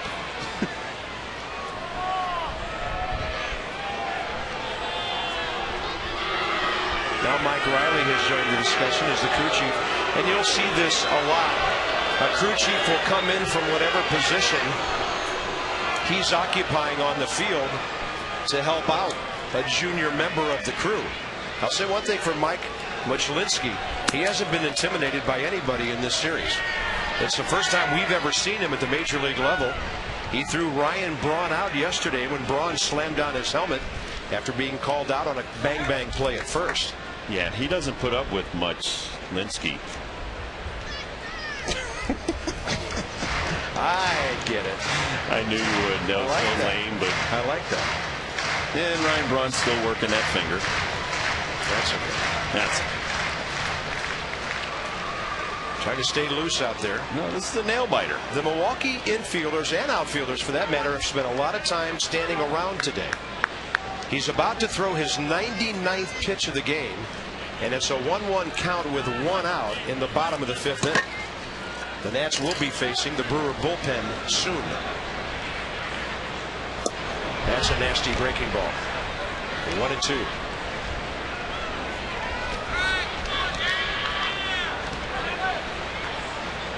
Willie Harris has been on base twice, scored the Nats' only run. Josh may need a little blooper to fall in here somewhere, a little ground ball to sneak in between a couple of fielders. Fastball in. And he works the count to 2-2 as Gallardo arrives at 100 pitches, having registered only 13 outs. Look at that. 25 and 31 really got that pitch count going in the second and third. The Nats stranded 4 runners in those 2 innings. And Willingham's going to be called out on strikes, and he knows it. Boy, he's getting nothing out over the plate from the Brewers. They've neutralized him. Well, and here's Willie Harris. Willie Harris having a great day. Defensively, McGee hits one way to the fence. Just misses a home run. Then he comes back and contributes with a double. And then some more defense off of Mike Cameron. Breaking ball. Top spinning away from him. That's the second time Willingham's taken a called third strike, though. Yeah. After a lot of breaking balls, then he gets that heater right down Broadway. They have him confused right now. Should I say Gallardo. That's him confused. Well, the Brewers have pitched Willingham well. I don't think that he's gone hitless in any series this year since he's been a regular.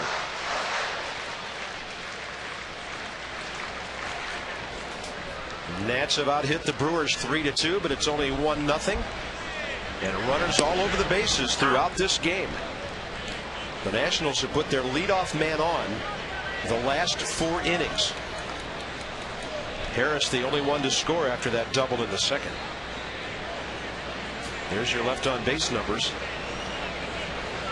Ballister a 1-2-3 in the 5th, had one back in the 1st. And that's close, and Gallardo was already heading for the dugout. I don't know if you saw the whole thing. Jorge Posada and AJ Burnett, after Burnett got beat up by the Red Sox, talking about he wanted to throw a certain pitch more. Northrop Grumman there on the breaking ball. So after the game, he said, I want to throw more breaking balls. So they went to Posada, and Posada goes, he told me he wanted to throw more fastballs. Oops. Harris left side. McGee diving to his left, no play, base hit. And the speed of Willie Harris comes into play again. With the runner Zimmerman heading for third, McGee thought it was better not to attempt a bang-bang throw to first base. Willie protecting right here, gets a fastball away, he punches it, McGee knocks it down, gets up, realizes there's no chance with Willie's speed from the left side. Look at this play right here. McGee gets up, nope, not going to take a chance throwing it away, and he eats it. Another big spot for Alberto Gonzalez. He was up in the 3rd with bases loaded, 2 outs, and struck out looking on a 3-2 pitch. Kendall gives his 1st and 3rd sign to the infielders. Harris is a running threat at first base, by the way. Willie has stolen 9 out of 11 this year. A lot of hitting room on that side. Well, my point being about Burnett, they just paid him $80 million to come into New York. You can't make excuses for a bad outing. You can't blame Posada, and we've said that about our guys. You want to throw a certain pitch? Catcher's just giving you suggestions. You can shake him off. You can call him out and say, I don't want to throw that. This is what I want to throw. But you can't, after the fact, go, well, you know, I got killed, but I wanted to throw more breaking balls. It's not fair to the catcher. Catcher's just giving you suggestions. You guys have a game plan. Same thing with our pitchers. You go out there, it's your butt on the line. You don't want to throw something? Don't throw it. Step off, call him out. Wojciechowski continues to give the inside corner to Gallardo there. He's been living in there all day. And Gonzalez hits one in the air to right field. In the sun, Catalinato looked like a center fielder was going to call for a moment, but Frank takes it, and the Nats are gone. They strand 2 more, 9 in the game. It's still 1-0.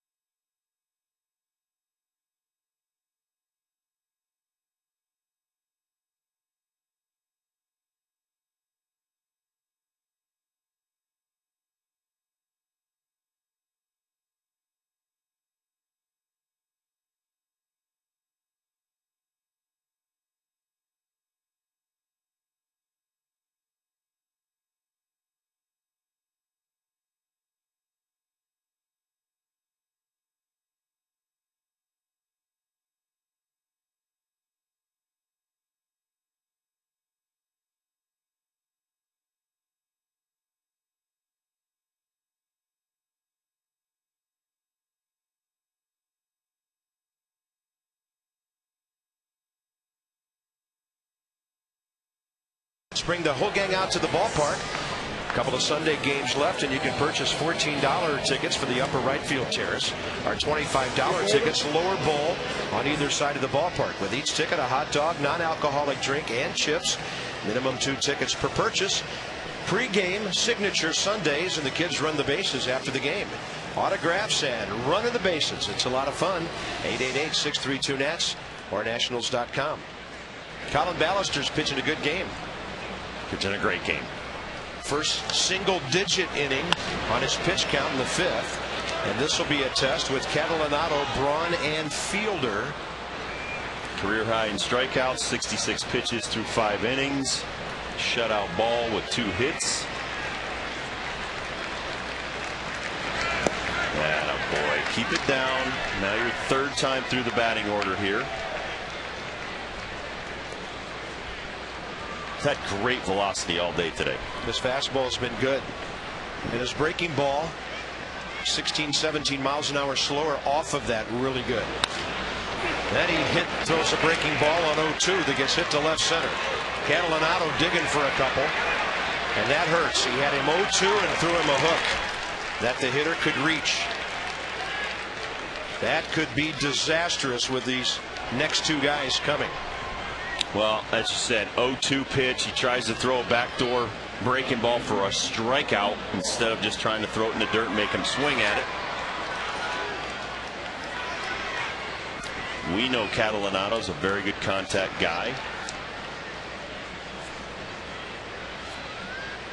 As I said before with our hitters, once you get 2 strikes, now you become defensive. It's almost like a playing pepper game where you're just trying to put the ball into play and make contact, and that's exactly what Catalinato did. Ryan Braun 0 for 2 today. Strikeout and a pop-up and a home run. Oh. Heads up on that thing. That's why the 0-2 pitch to Catalinato is a killer, because you've let him get on, and then Braun can give them the lead, which he does with his 27th homer of the year. RBIs number 90 and 91.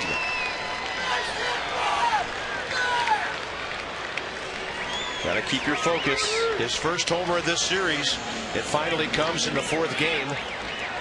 They've seen you twice. You're starting to lose a little bit on your fastball from 94 to 90. And you throw it straight down Broadway, and that's why Braun is one of the best young power hitters in the game. He doesn't miss fastballs down the middle. Yeah, I think he threw it right down Broadway. And the Brewers have hit their 141st homer of the year. 3rd to Colorado's 146, and Philadelphia's 174. And Jason Bergman just now popped up to start throwing. But Rob, if you don't hang the breaking ball to Catalinato, all that does is tie the game. Well, and now you have to keep them right there. You're going to give up home runs. You're going to give up doubles. It happens. It's the 3rd trip through the lineup now. You still have a lot of pain. You got Fielder, McGee, and Cameron. Every one of those can reach the seats.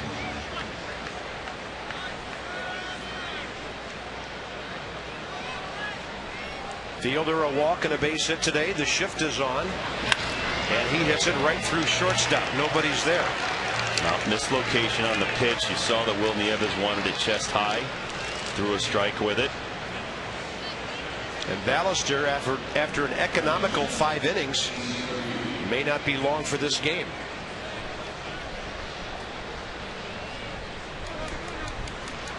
I don't think Mike Riley was going to help the Nats with that play.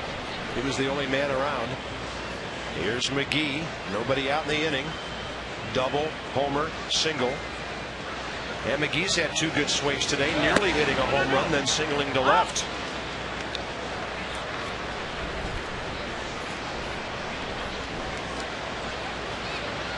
See if he crosses the plate. Plate's right there. I'll give him the hold there. Yeah, he kept his hands out in front. They've given us a few today. Well, McGee doesn't look like a hitter who came into this game 8 for his last 42. He's done some damage against the Nats. 4 for 12 with a homer and 2 RBIs. He's been a tough out.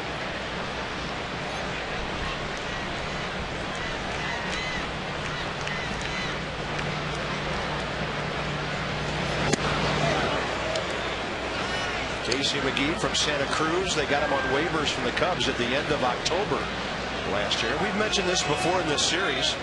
When you look at that waiver wire deal and the one where they got Todd Coffey, who's now their good setup man in their bullpen, Mr. Melvin's done a good job of keeping an eye on that waiver wire. A 4-pitch walk. And it's coming unraveled for Ballister here in the 6th inning. That's his 3rd walk of the day. He's done. 4 hitters ago, everything looked fine. The Nats haven't had but 2 pitchers go beyond 5 innings on this entire 7-game homestand. Ballister won't do it today. Bergman against Cameron in a 2-1 game.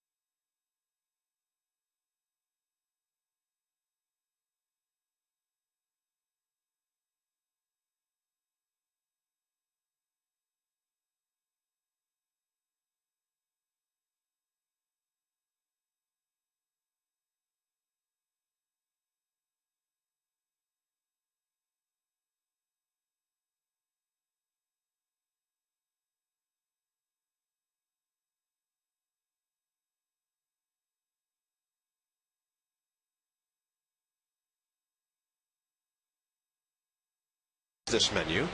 The Ray will go in depth on Colin Ballister's outing today. Post-game sound, as we call it, from Jim Riggleman in the Cup Series. And the Nats will be there too, coming up at Wrigley Field tomorrow. Garrett Mott goes for the Nats tomorrow. Bergman in relief. The Nats will see Carlos Zambrano tomorrow. J.D. Martin and Rich Harden Wednesday. On a Thursday day game, John Lennon, Randy Wells.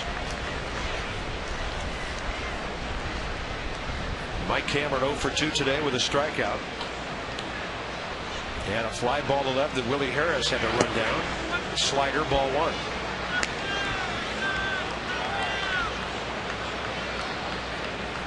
Fielder singled after the Braun homer, and then McGee walked on 4 pitches.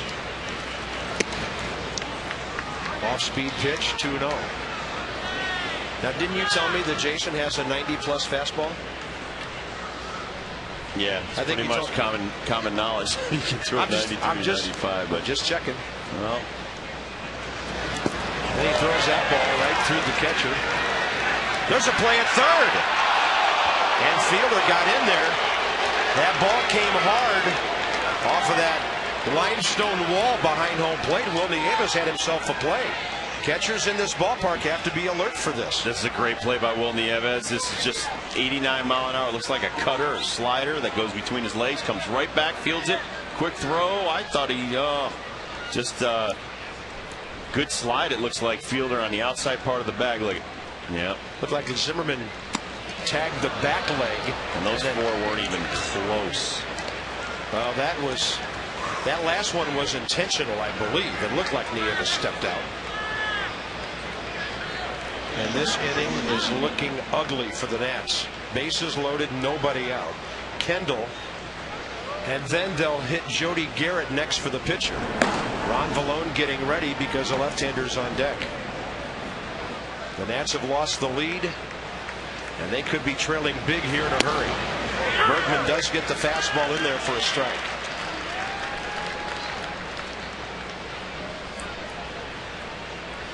Zimmerman even with the bag at third, so's Dunn at first. The other two in double play depth.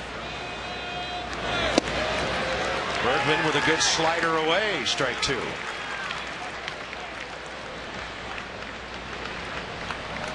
Fielder third, McGee second, Cameron first.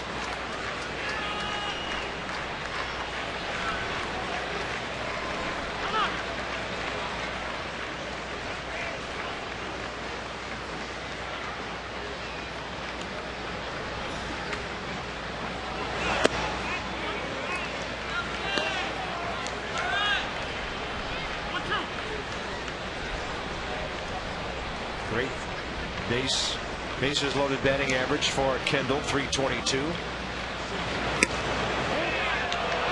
Up and in. That was either a slider or a changeup that stayed upstairs.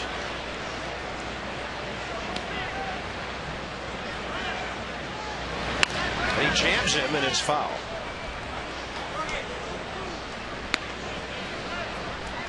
Ryan Zimmerman had designs on that play of catching it, stepping on the bag, and then throwing home to get Fielder in a rundown. McGee and Cameron behind him, and a 2-2 coming again. And that ball's down the line. Foul. Got him right around the trademark.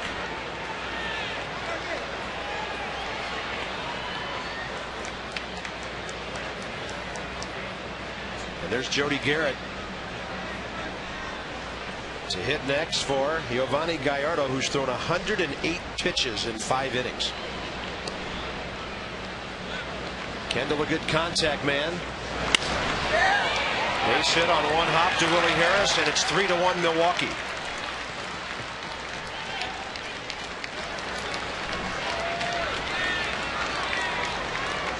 Still nobody out. And with Garrett announced, that could be it for Bergman. Looks like Jim Riggleman's going to make a double switch.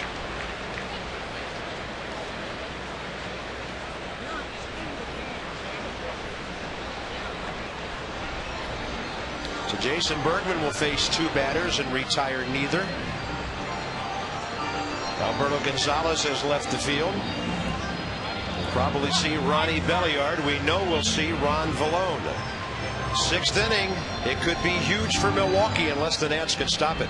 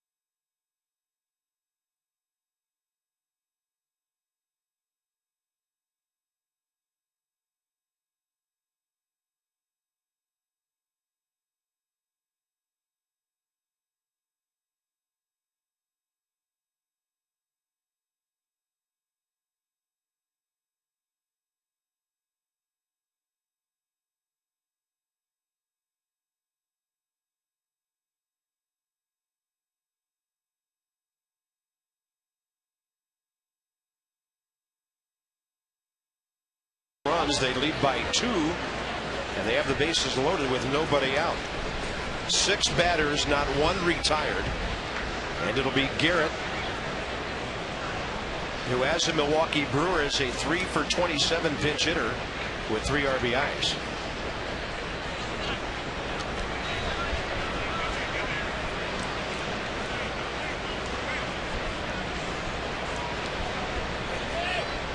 Jody Garrett, 31 years of age right now. Left-handed hitting outfielder. And a good breaking ball by Ron Vallone.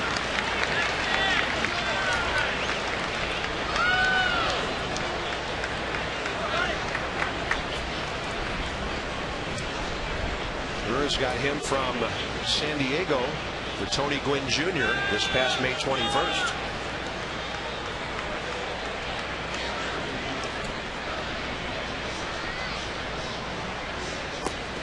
Willie Davis slides to his left.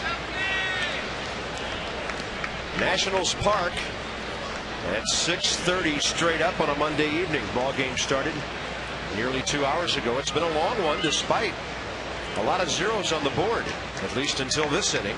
The Brewers have scored 3. Bases loaded, nobody out. All the infielders are in. And a 1-1 pitch coming to Jody Garrett, the number 8 hitter.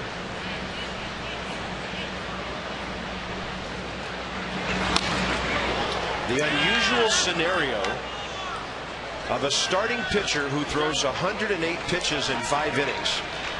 And he's in line for the win because he gave up 1 run on only 4 hits. The Nats had Gallardo on the ropes all day. But the key to that, Bob, is that he pitched his way out of trouble. When he needed a strikeout, he got it. Got Willingham a couple of times with guys on. Worked him a lot of breaking balls. Struck him out twice looking on fastballs.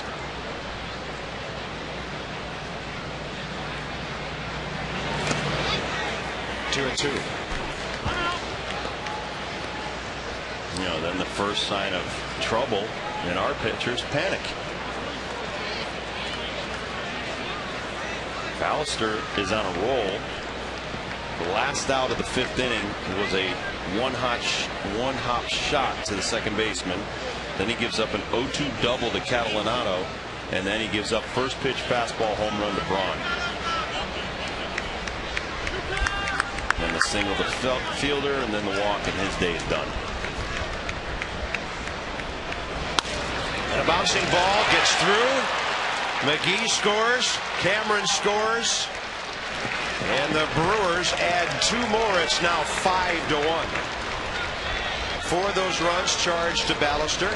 The other one to Bergman. And now neither Nats reliever has gotten anybody out here in the 6th. Infield drawn in. Rob, and he hit it right by him. Just tried to make contact, put it in play. The drawn in infield played perfectly into their hand.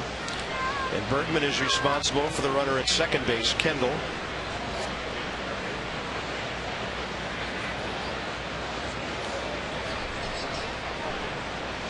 Well, and you heard Jim Riggleman talk about this, that the lack of the starters not going through 5 or 6 innings would reflect in the bullpen.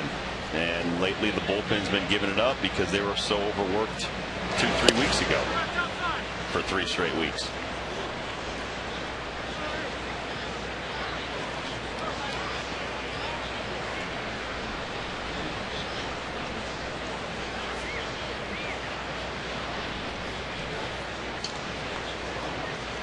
Alcides Escobar 0 for 2. Ground ball to short, fly ball to right. Near the corner, but missing 2-0. So Ballister 5+ innings. 4 runs on 5 hits, 3 walks, 6 strikeouts. The homer to Braun this inning.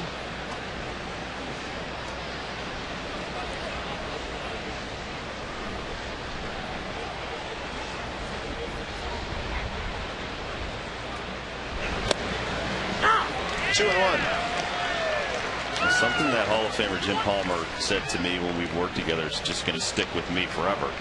Is his roommate Robin Roberts said they felt they weren't doing their job if they didn't get through the batting order 4 times. Yeah, 4, not 3. In our starting rotation, they can't get through the batting order 3 times.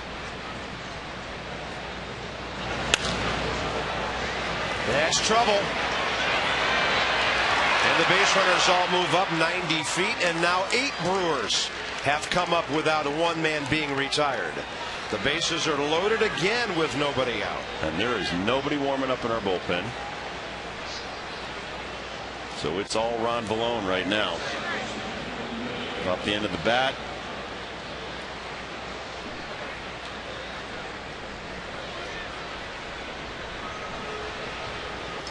Felipe Lopez, the 9th Brewer to bat. There you go.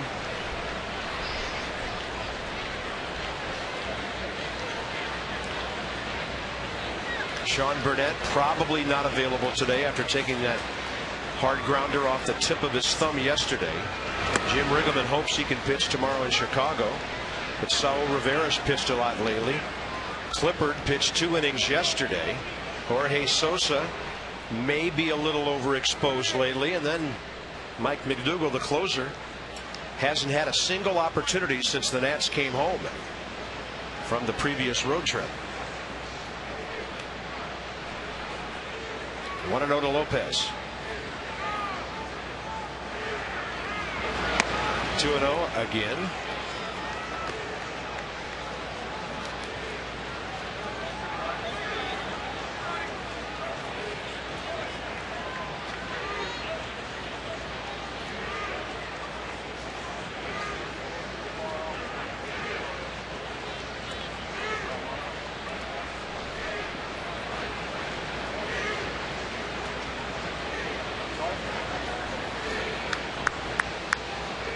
And Vallone slowing the pace considerably.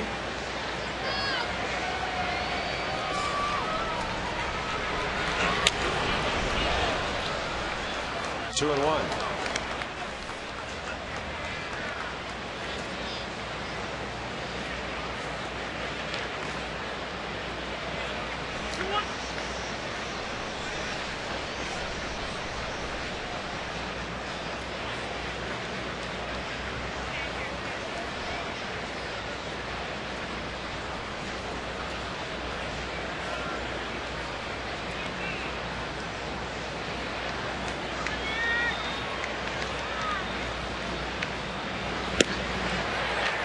On a change up away, Lopez is unable to reach it, and the count goes to 2-2.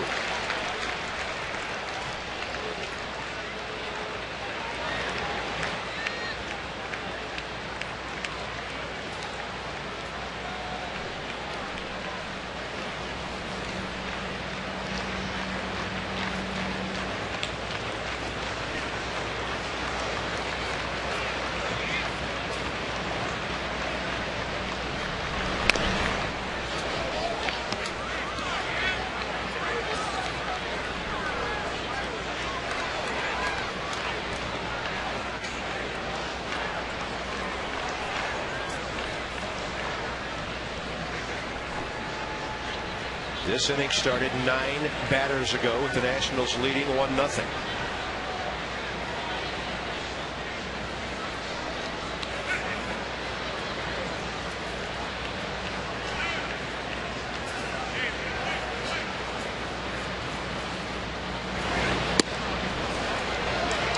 Now Felipe Lopez can lick his chops because a pitcher who doesn't throw hard has to throw it right over on 3-2. Frank Catalinato got this started with a double, and don't forget that was an 0-2 pitch from Colin Ballister, who tried to spin a breaking ball and he hit it to left center. Braun homered, and it's been a nightmare ever since. Lopez to Guzman. Probably only one out to get. A run scores, and now it's 6-1. Actually pretty well played by Christian Guzman on a sharply hit ball. Especially since the pace of the game has slowed considerably. It'll put your defense to sleep. Guzman makes a great pick to his right. Good feed over to Belliard, who makes a good turn, but Lopez is one speedy man. So still a good play, like you said, considering. That closes the book on Bergman, who didn't retire either of the 2 men he faced. 1 walk, 1 hit. They both scored. Some ERAs are taking a beating in this inning. And Frank Catalinato's the 10th Brewer to bat. First and third, 1 out now. Middle infielders back up for a conventional double play opportunity.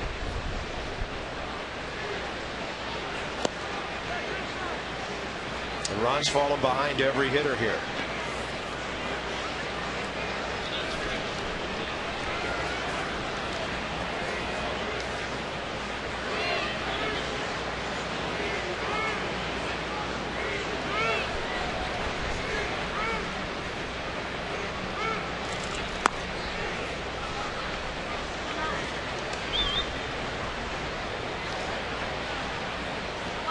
I think those of you watching, as we try to think of something to say between these pitches to give you something this inning, I think you get a sense of what it's like to stand around in the field for such a long time. Yep, and wait for the ball to be hit to you.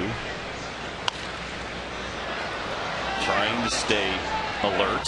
You know, if Rob and I had a glove on, we'd be patting it and rocking back and forth and doing all the things these guys are trying to do out there. And I think Rob, as you look at Nyjer Morgan, makes a great point on the play by Guzman. You're standing around forever.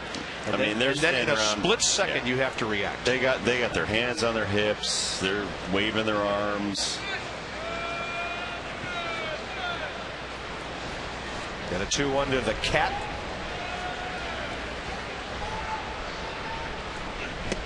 Ball 3.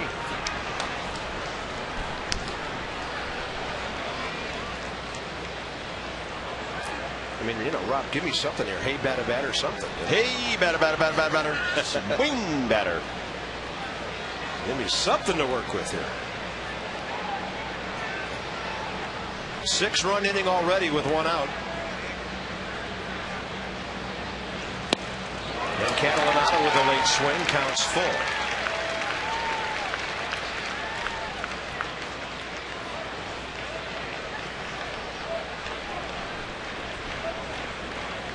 Catalinato missing by a lot. Dangerous hitter on deck.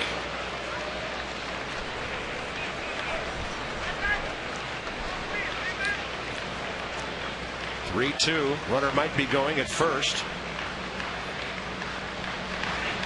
Lopez isn't, and Vallone gets the strikeout. 2 down.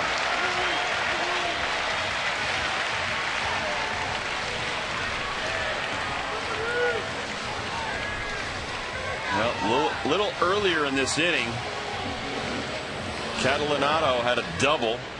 He strikes out to make the second out. And now here comes the man who had a home run about a half hour ago. Yep. And I'm thinking, why is Felipe Lopez not running on that? You've got your foot on the other team's neck. And it's first and third, 1 out, 3-2 count. But I think maybe Ken Macha's feeling is Lopez hasn't stolen much this year. And he wanted to make sure that Ryan Braun got 1 more at bat in this inning. Trying to put this thing away if they haven't already. There's a long way to go in this game. But Ken Macha did not send that runner. And I think you're looking at the reason why. Well, the Nationals have 12 outs to work with. But the pace of this game right now, they're going to have to get themselves reorganized when they come off the field.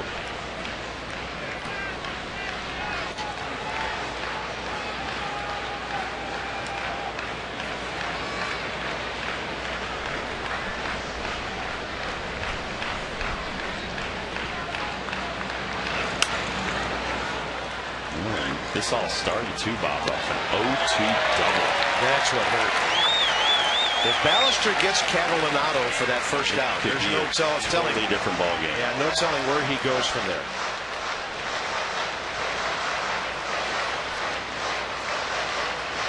Only Stammen yesterday and Martin Friday night have pitched beyond 5 innings for the Nats in this entire homestand, which is now in its 7th game. But that shouldn't be your goal as a starting pitcher. Your goal should be to go 9 innings, not just get to the 6th inning. And the 0-2 to Braun. On a pitch in the dirt, Vallone strikes him out. Ron Vallone gives up a couple of hits, but finally puts an end to a marathon 6th inning. The Brewers put 6 on the board.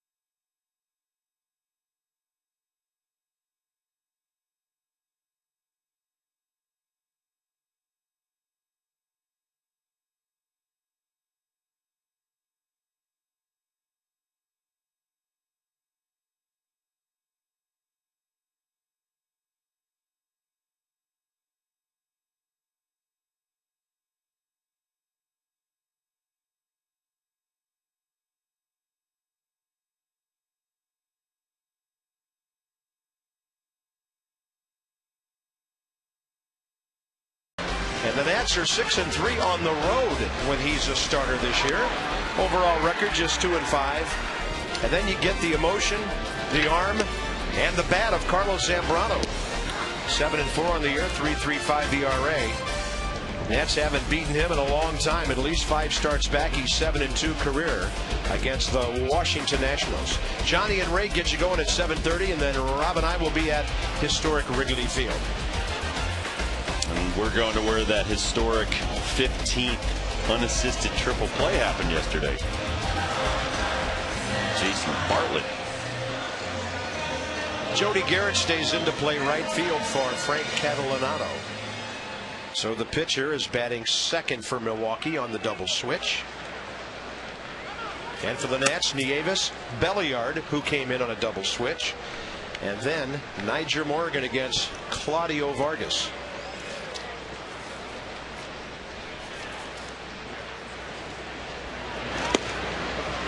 And the box score will roll by. Claudio Vargas, a National for 4 starts back in 05 after coming here from Montreal. Will Nieves 1 for 2. RBI grounder and a base hit.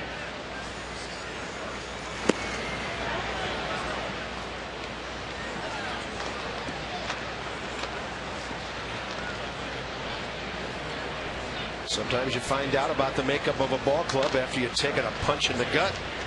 And how do they come back after that with a long way still to go in the game? Most of the time, the Nats will battle the rest of the day. Sometimes they come up short. Sometimes they've had some amazing comebacks under Jim Riggleman.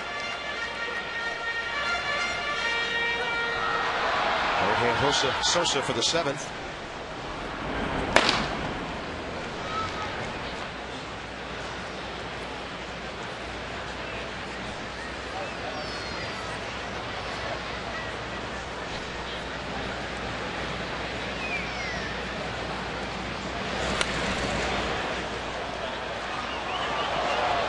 Well, after standing around that last half inning, you'd think our offense would want to take it out on Vargas, so hopefully they do that, get right back in the ball game.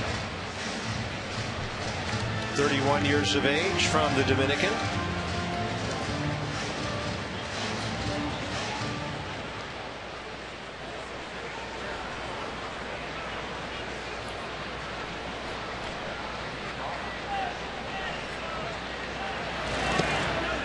And a breaking ball low and away, 2-2. Brewers have beaten the Nationals 9 of the last 12 times they've met over the last 2 years. All time since the Nats came here in 05, Milwaukee leads the series 19-16.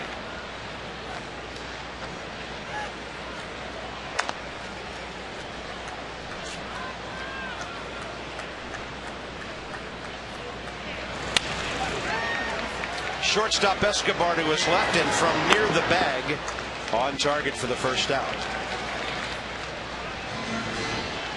Get your rent on Natstown. Every Friday night is Miller Lite Party Night for just $20 to $22 for premium games.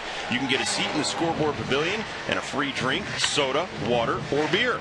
Enjoy pregame live bands and stay for postgame fireworks. Call 888-632-NATS. Visit nats.com or stop by the Nationals Park box office to get your tickets today. First at bat today for Ronnie Belliard. Ronnie Belliard over his last 18 games has driven in 13 runs, hit 3 of his 107 career homers, and batted .388.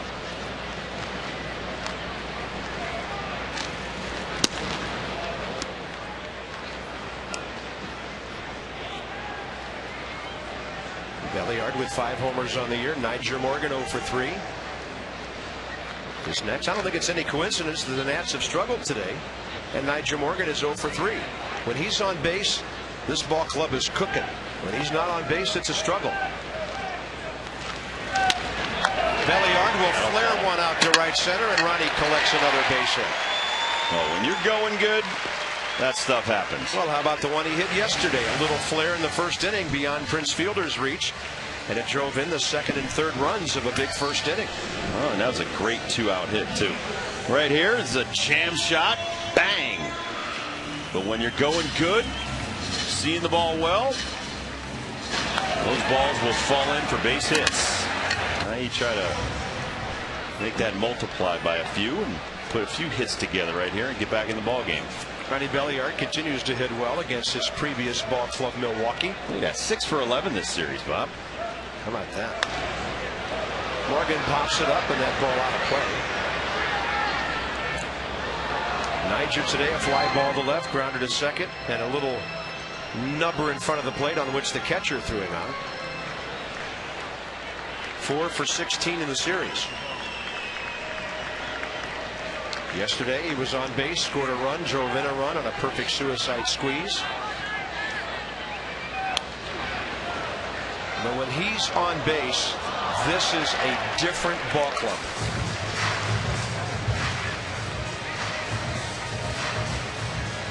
Coming in as a net, his on-base average 401. I would be willing to bet in games the Nationals have won since he's been here, his on-base percentage is closer to 500.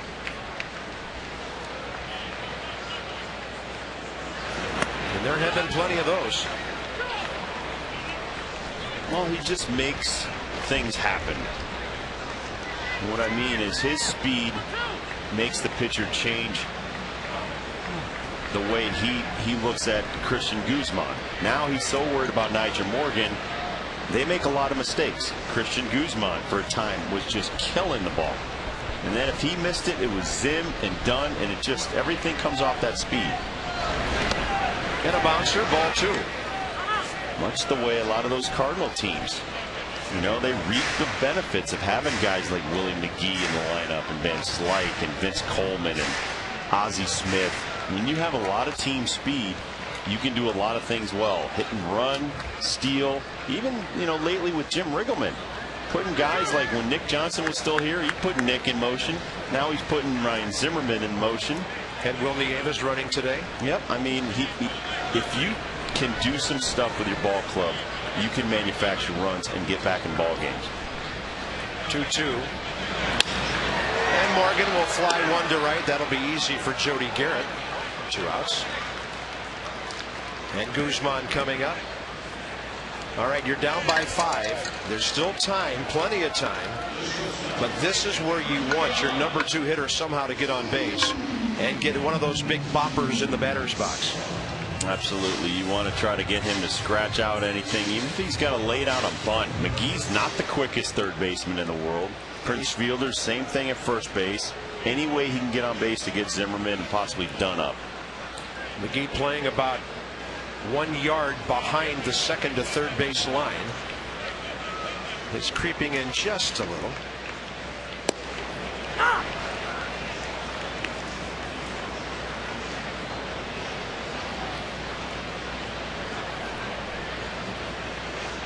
Guzman a double today, looking for 47 in that multi-hit game department. League leader Miguel Tejada 49. Hanley Ramirez has 48.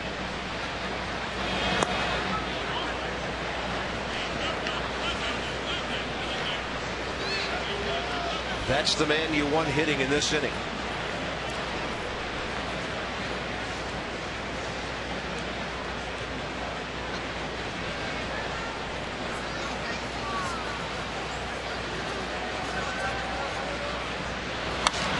And Guzman will pop it up. Ryan Braun. Nationals have stranded, count them, 10 runners in 6 innings.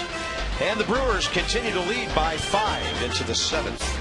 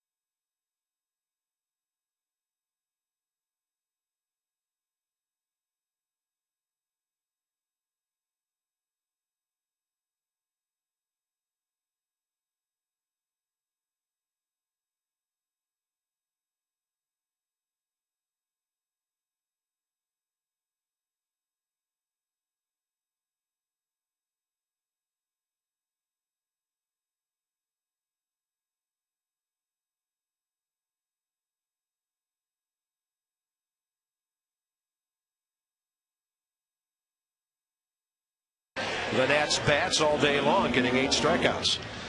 Today's copyrighted telecast, presented by authority of the Washington Nationals, may not be reproduced or retransmitted in any form, and the accounts and descriptions of this game may not be disseminated without the express written consent of the Washington Nationals. Another inning of work for Ron Vallone. Prince Fielder leads off. The Nats had him 1 for 10 in the first 3 games of the series with a walk. Today he's walked and singled twice. So for the most part, they've kept him in the yard, with the exception of one hard line drive to dead center field Friday night.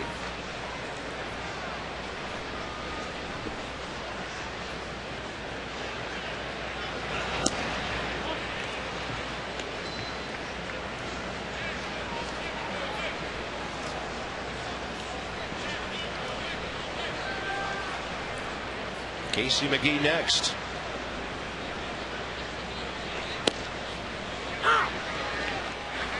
Mike Muchlinski thought about it for a moment, called it a strike on the outside. 2-1.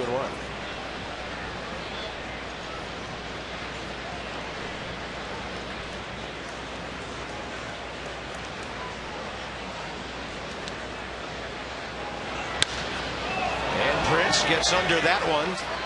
Short center. Guzman out there. Belliard goes to cover second base, and Christian's got it for the first out.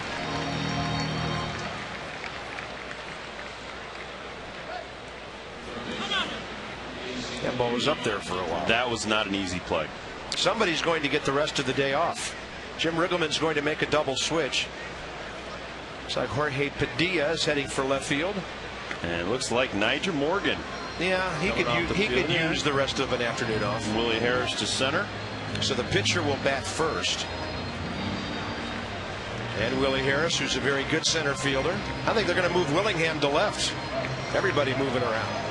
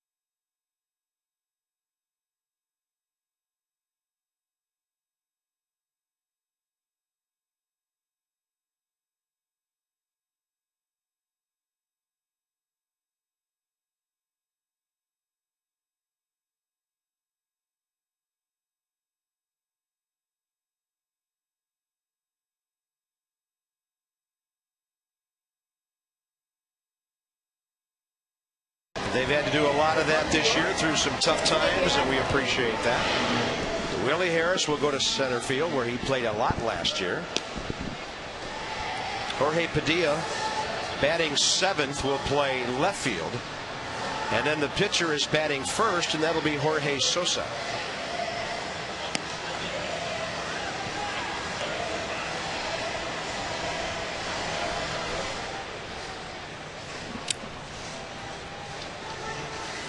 We have a winner. Rob Dibble won today's attendance guess.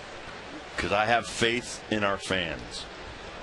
It's a Monday afternoon game. I didn't think it was very nice, though, that you guessed like 200 over what I guessed. But you're I right. went over 17,000. Today's attendance is 17,805 patrons. And you know what? You get for that, you'll get an aisle seat on the plane tonight. Hey, I'm lucky to be on the plane. It's a privilege. And I do sit in the exit row. Yes, you do. Just in case anything happens. You're first out. Casey McGee 1 for 2 with a base hit, a walk, and a run scored. And he chops one outside third base. And the count's even 1-1. 2 afternoon games in the National League earlier today. The Phillies got 3 in the first. Ryan Howard hit 2 homers. Cliff Lee goes 5-0. They beat Bobby Parnell and win at New York 6-2. So the Phillies are now 22 games over 500.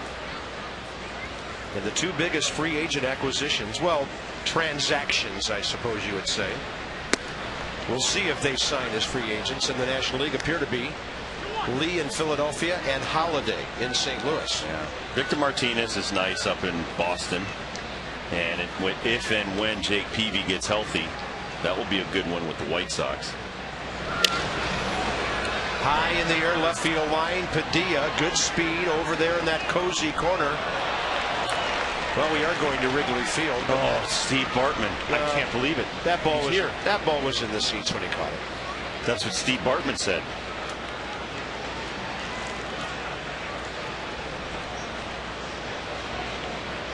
Breaking ball right there. McGee's out in front of it. Jorge Padilla. I'm on it. Oh. That guy got a souvenir. Might have had a shot at it. I think he did.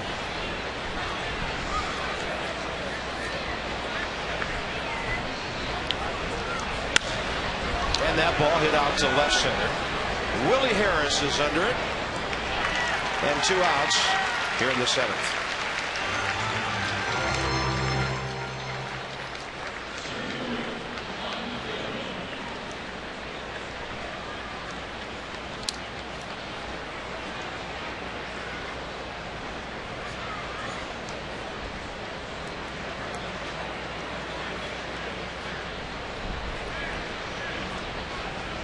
Cameron 0 for 2, intentionally walked, and a run scored in that 6th inning. They're going up swinging now. Brewers are up 5. They want to get home and take on Cincinnati and Pittsburgh. They are on the fringe of the race, 10.5 out in their division. And with 6 teams ahead of them, 9.5 out in the wild card race. The Giants and the Rockies do get together again tonight. Barry Zito and Jason Marquis, an outstanding matchup at Coors Field. 8:40 Eastern time if you folks want to keep track of that one tonight. In the wild card race, the Rockies have taken 2 of 3 in that series and lead the Giants by 3. At least 4 games on everybody else. And we were so impressed with the way the Rockies pitched and played defense in their 3-game sweep. 2 of them 1-run games in this ballpark last week. They have become quite a force in the National League West. They do nothing to beat themselves. And I'll tell you, that Jimenez kid, and he pitched yesterday again for them. We had hitters shaking their heads after that game. Sosa gets the last 2 after Valone got the first man. 7th inning stretch time at Nationals Park. Zimmerman, Dunn, and Willingham coming up with the Brewers.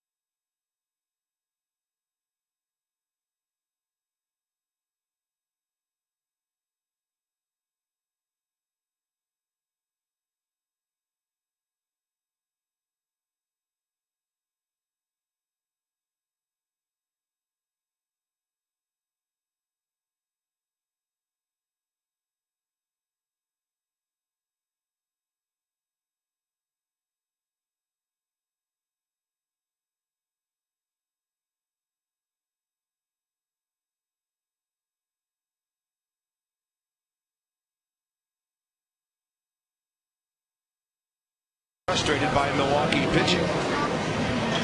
Bottom of the seventh coming up. 3, 4, 5 due up for the Nationals. And our game summary, Willie Harris has been a bright spot on base 3 times. 2 for 2, double single. Ryan Braun, homer number 27. He's driven in 2 to reach 91 for the Brewers. And that was the big blow against Colin Ballister after he had Frank Catalanato 0-2 and gave up that double leading off the 6th. And then 12 batters in that inning, and Milwaukee picked up 6 runs. Ryan Zimmerman 0 for 1, strikeout, 2 walks.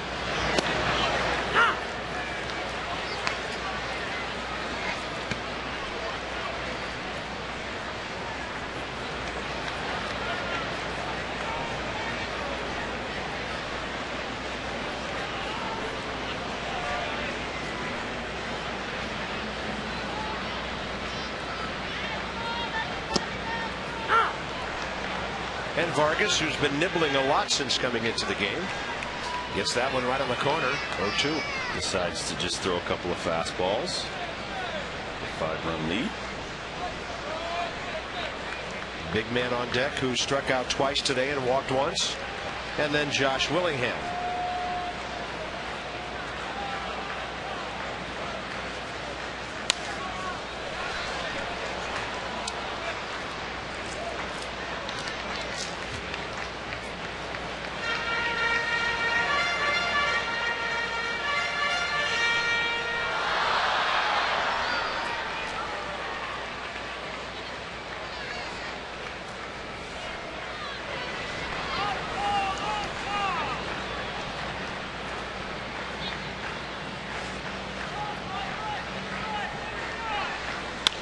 Zimmerman gets jammed and flares one out to center for Mike Cameron.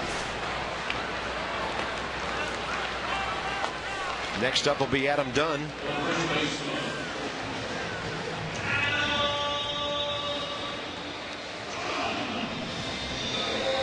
Adam walked for the 95th time in the first inning, and then struck out in the 3rd and the 5th, and now has fanned 138 times this year.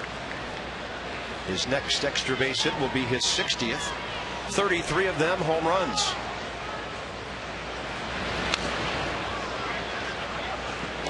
In this series, Dunn 3 for 12, 4 walks, and 2 solo homers.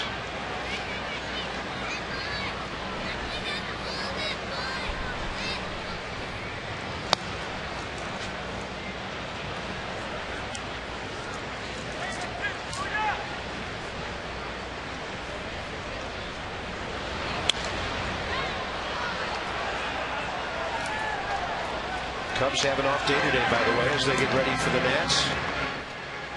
And Chicago 62-60 after nearly 5 months. 13 over at home, and against the East they're a mediocre 11-12. They're 11 games over in their own division, but they can't beat anybody else. 6-8 interleague, 11-17 against the West, 11-12 against the East. So that'll be an interesting 3-game visit to the north side of Chicago, with Carlos Zambrano going tomorrow.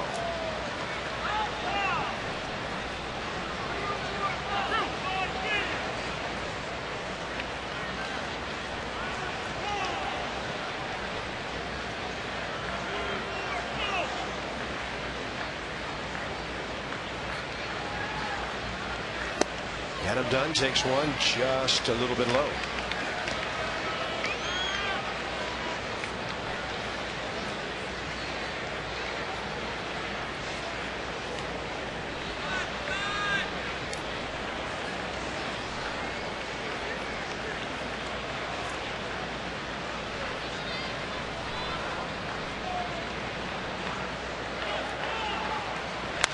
And he'll hook one on one hop. That's Felipe Lopez way out there.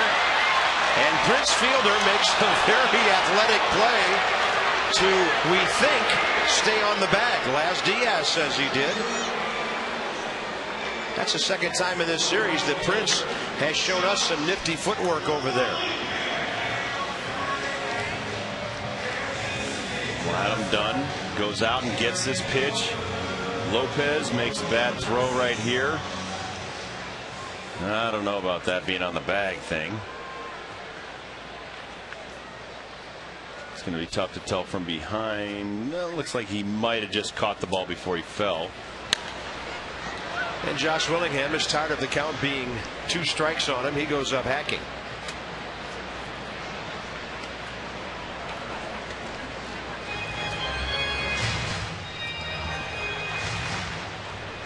Nobody ever talks about his defense. We've been pretty impressed with Prince and the way he moves around over there. Willingham 0 for 10 in this series.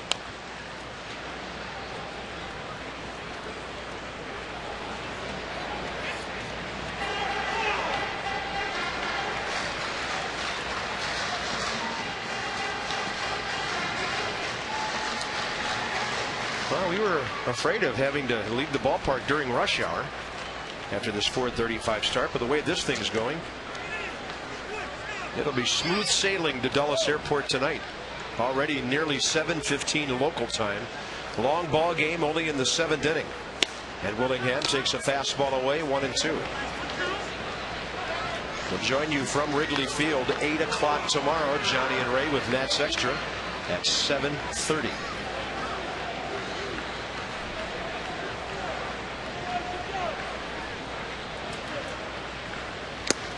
Oh boy. Josh Willingham is scuffling. 0 for 11 in this series. 0 for 4 with 3 Ks today. We go to the top of the 8th inning. It's all Brewers right now.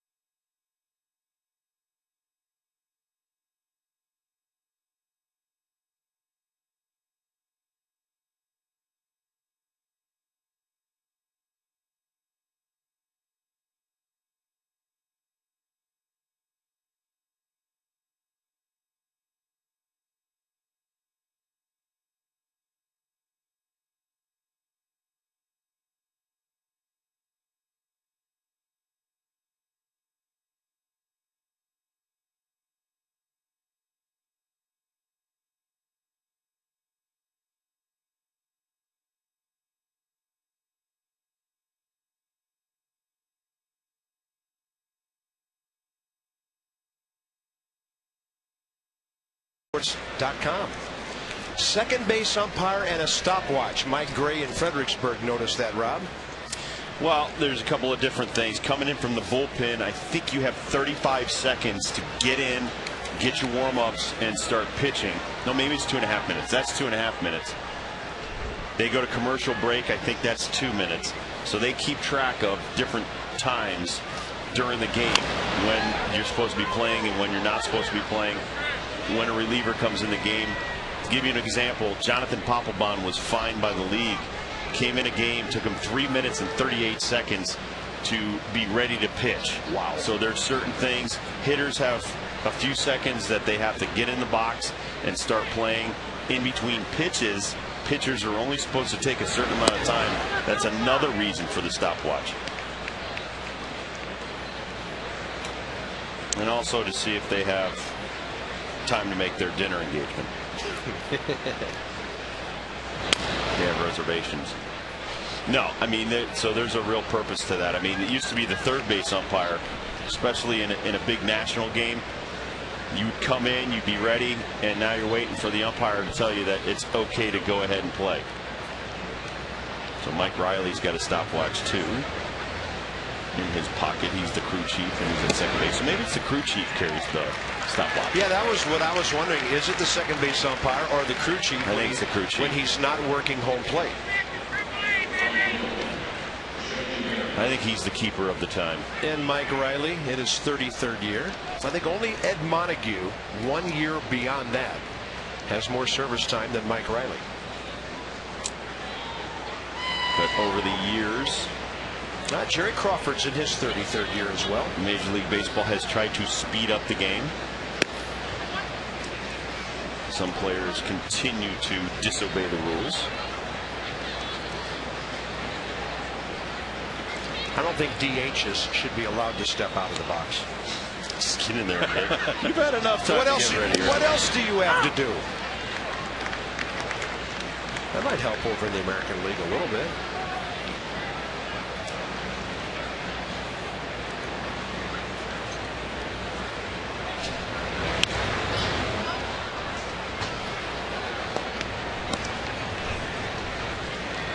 So Sosa has retired 3 in a row since coming in with 1 out. David Weathers, we've seen him once in this series. Vargas got his 2 scoreless innings.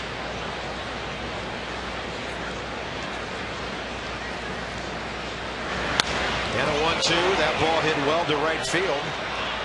And it's going to fly right out of here. Jody Garrett, who came in as a pinch hitter, and now he's 2 for 2 with 3 RBIs. He hits his first homer as a Brewer and the 5th of the year for Garrett.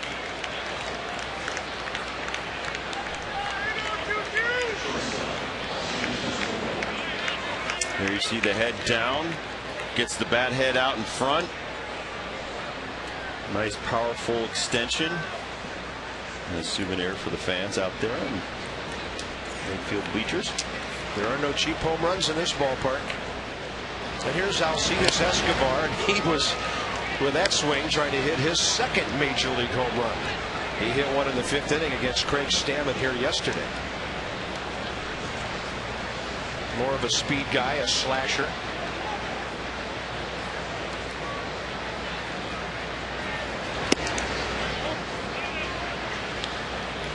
Escobar only 22, 6'1", 182 from Venezuela.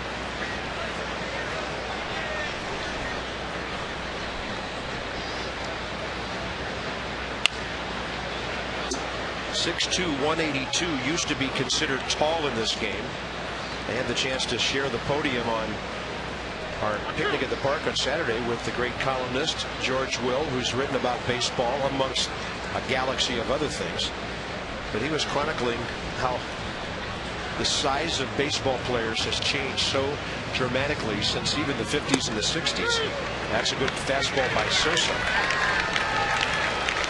And I think I remember him describing one Washington senator who was depicted as burly by the media. The guy was like 175, 180. 1-2 pitch right here. He throws a running fastball, 93 miles an hour, comes back over the plate. And young Escobar makes his way back to the dugout. I remember George saying that 1 year Alabama won the national championship and they didn't have a player on their team heavier than 220. That's a good high school team now. Football, of course, we're talking. Felipe Lopez today 0 for 3 with a walk, an RBI grounder. And Lopez has had a good series. Despite his 0 for today, 7 for 18, 6 runs batted in. Hernan Iribarren next for the pitcher if it goes that far here in the 8th. And that pitcher is Vargas, who has pitched 2 scoreless frames. Giving the Nats only 1 hit.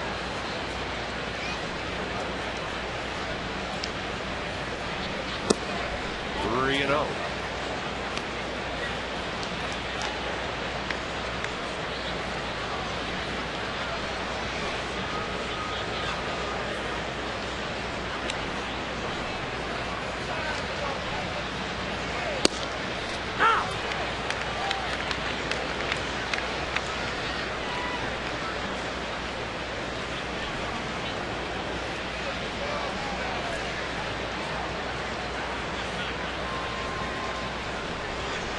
Then a 3-1 pitch had him reaching.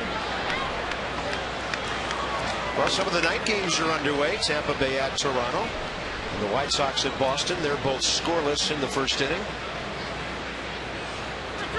Tampa Bay 10.5 back of the Yankees in the East. But still definitely in that wild card hunt. And Lopez rips a base hit to right. That'll be his 8th hit of this series. I always assumed that the benches at a baseball field just came with the field. Did you know that the home team has to furnish the players' benches, make sure that they're there? Lopez takes his pitch right there. What benches are you talking about? This is rule 1.08. The home club shall furnish players' benches, one each for the home and visiting teams. Such benches shall not be less than 25 feet from the baselines. They shall be roofed and shall be enclosed at the back and ends. Those are called dugouts, yes. Yes, but that's a rule. I didn't know it was a rule. I just thought it was kind of etiquette. Well, hey, we're going to have a place for you to sit down. You think we're going to give them a couch?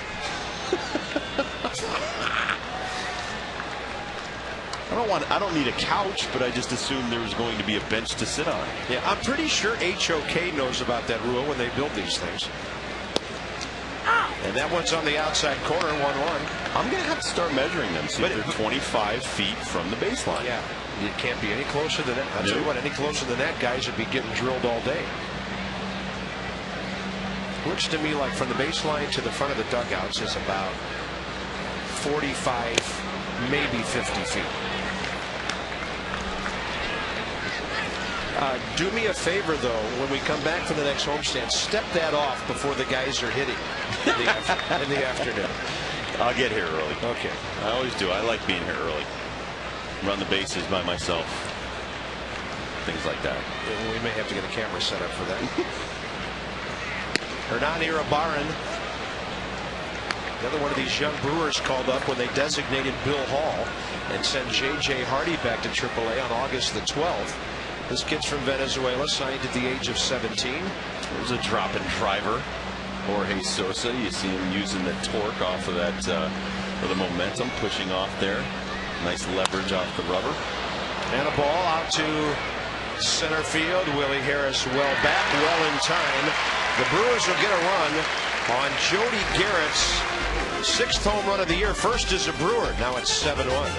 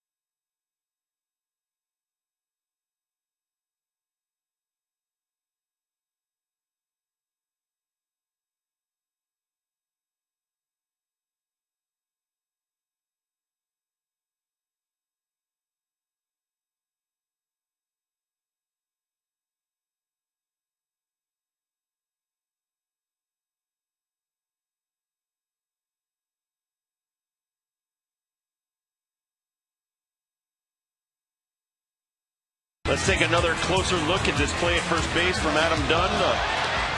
Felipe Lopez throws it over to Prince Fielder, but look, his foot is on the bag. And that's your Coors Light Breeze cam. It's a great play. Big man getting the big man out. It's all Milwaukee with that 6-run 6th inning. Giovanni Gallardo in line to go 12-10 on the year, and Colin Ballister would be 1-4 unless the Nats somehow get him off the hook. Veteran David Weathers into the ball game. For the bottom of the 8th, he pitched a scoreless 8th with 1 walk and a mop-up roll yesterday, while the Nats were in the process of winning 8-3. Willie Harris, Jorge Padilla, and Will Nieves for the Nats in the bottom of the 8th. Willie goes up hacking. Easy fly ball, Mike Cameron.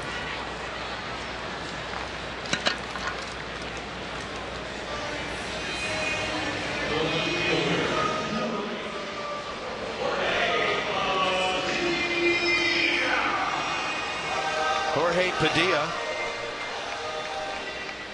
rookie, called up to the Nationals 19 days ago, and in that time he's made 1 start, mainly a pinch hitter, where he's 1 for 8, and overall 1 for 12.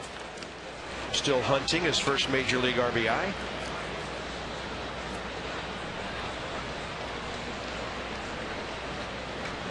He's been in the minor leagues a long time. 23 days ago he had his 30th birthday. He's been in the minors 11.5 years. Phillies, Mets, Royals, and Nationals. For that amount of time, it's amazing he's only been with 4 organizations by today's standards.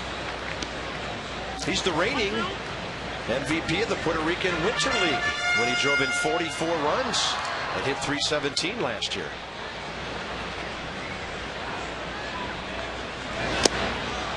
Reaching on a breaking ball, quickly gone, 2 outs. The Potomac Nationals would like you to join the party for the last regular season homestand beginning September 1st. They'll wrap it up on Labor Day. Belly Buster Wednesday, Cheers Ladies Night on Thursday, Freebie Friday, Saturday fireworks, and the kids eat free on Sundays. You can't go wrong. And by the way, the Potomac Nationals are a game and a half out of first place, behind the Lynchburg Ball Club, with about 2 weeks left in the season. They wrap it up on Labor Day, and they are chasing a playoff spot.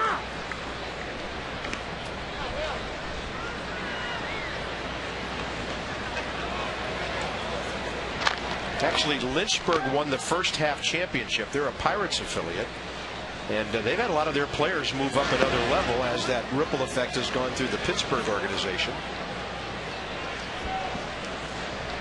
So the Peanuts are trying to make a late playoff run here, and they're right in the hunt with 2 weeks to go. Will Nieves 1 for 3 with an RBI, his 18th.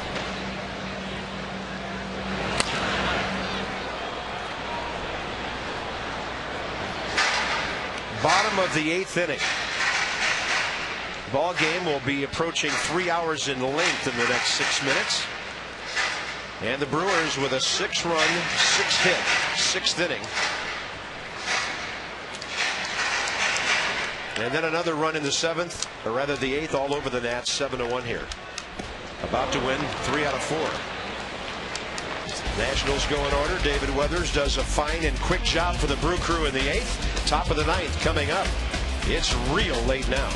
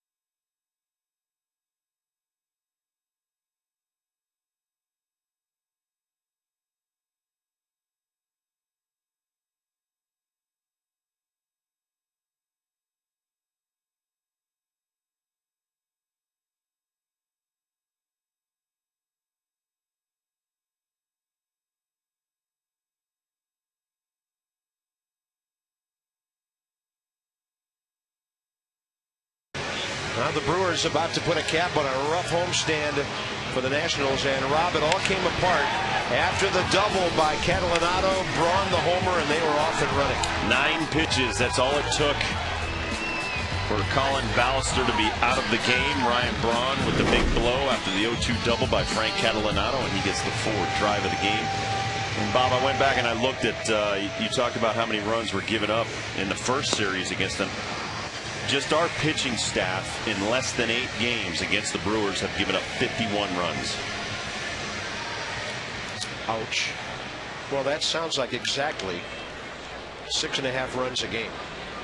Just about. That's hard to recover. Now, if they were to hold on and win, it'd be a 5-3 series so far this year.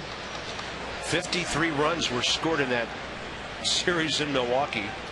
The Nats outscored the Brewers 30-23, but only won the first 2 games. Braun goes up hacking, so his 4th drive of the game was his 27th home run of the year. Hey, by the way, I want to correct one thing. Lynchburg won the first half Carolina League championship. It's Wilmington in the Northern Division that the Peanuts are chasing. They're a game and a half back with 2 weeks to go. Are tickets still available? Absolutely. All right. It's real baseball, real close. It's only 30 minutes away.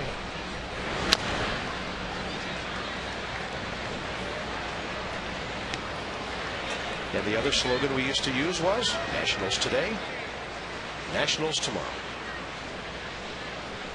Who used to say that? We did, promoting our Peanuts. Last year? Down at Fitzner Stadium. You know, we don't play Labor Day. We may have to go down there and get them over the hump for that last game of the year.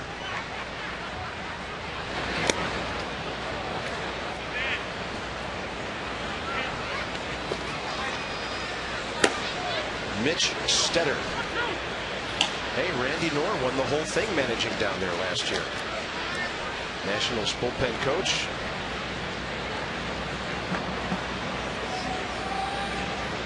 Ryan Braun 1 for 4 today, 5 for 17 in the series with today's homer and 4 RBIs total.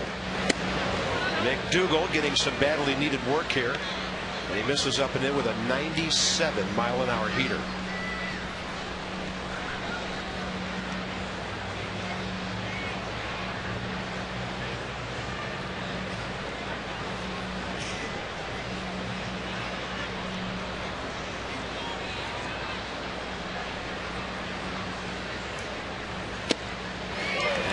Down under the bat, 96 on that, and he's got some scary stuff when he's throwing it down the middle and then trusting it to do its thing. Here you see that sinking 96-mile-an-hour fastball, cheese at the knees, and even Ryan Braun. Not a lot of hitters want anything to do with that. Well, his form looked pretty. He just wasn't close to hitting the ball. He's got a nice swing. Yes, he does. So does this guy. Prince has walked single twice and popped up today. I mean, when you look at this series, all right, so Braun is 5 out of 18.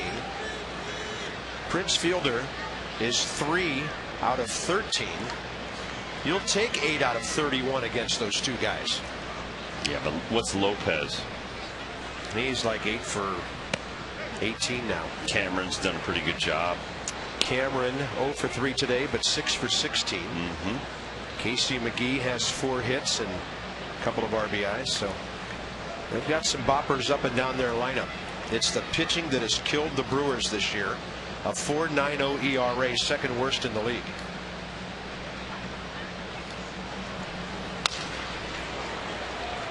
Up the middle, Guzman, plenty of time, 2 outs.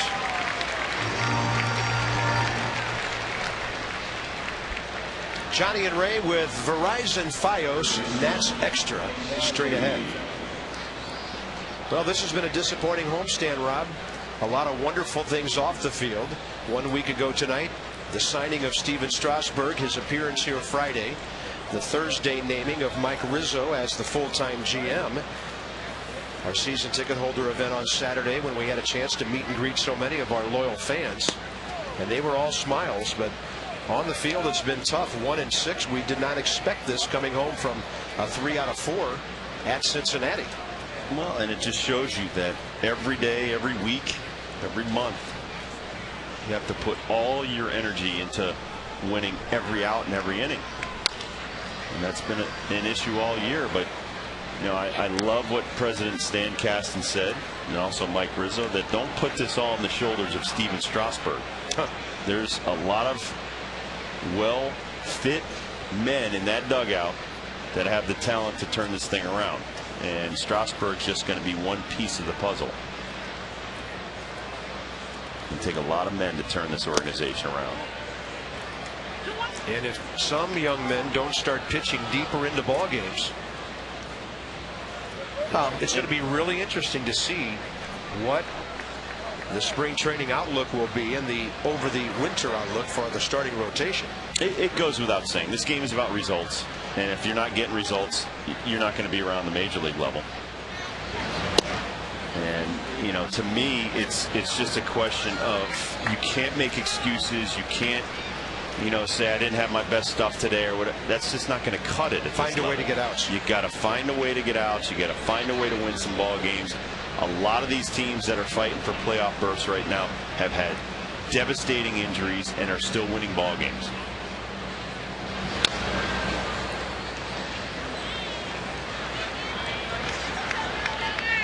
John Lennon and a healthy Scott Olson might be the only two that have jobs for next year guaranteed, at least for now. Jordan Zimmerman may come back next year, but late. That'll be late, though. That'll be August or September. Yep. 3-2, and the top of the ninth is over as McDougal gets a couple of Ks. So Mike throwing the ball well. Too bad he hasn't had a chance to save one game on this homestand. Belliard, and then the pitcher spot in the ninth.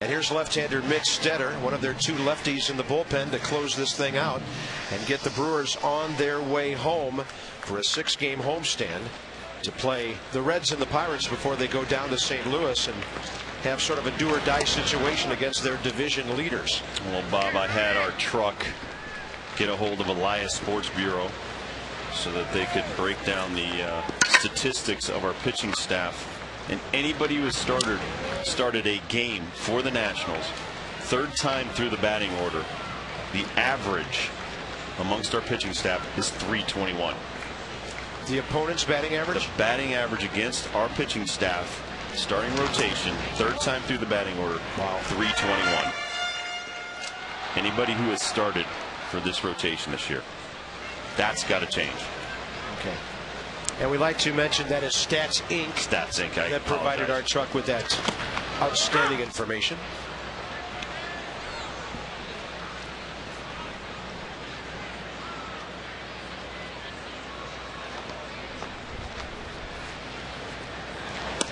Ronnie Belliard with a base hit out to center field, his first time up.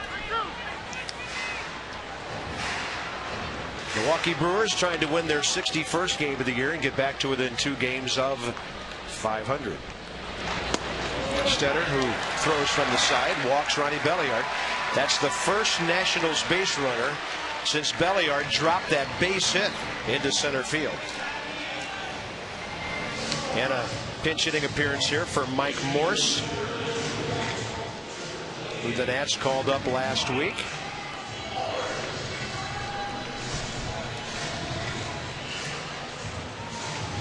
And Mike's been in the major leagues before. And as a Nat, 0 for 2 as a pinch hitter and 1 for 6 with a double overall. Big strong kid, 6'5", 230 from Fort Lauderdale.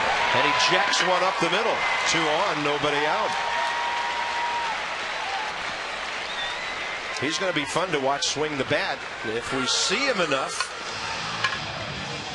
You might as well give him a few more reps at the plate. He just smokes this Stetter fastball. Just gives him a close shave.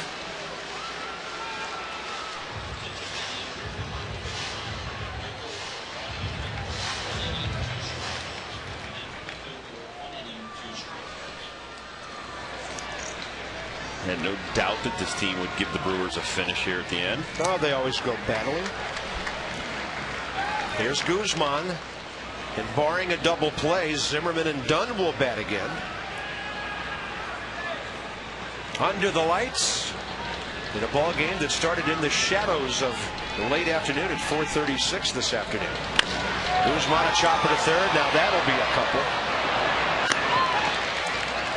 So out at third is Belliard, out at first is Guzman, and Zimmerman will bat, and maybe not Dunn now.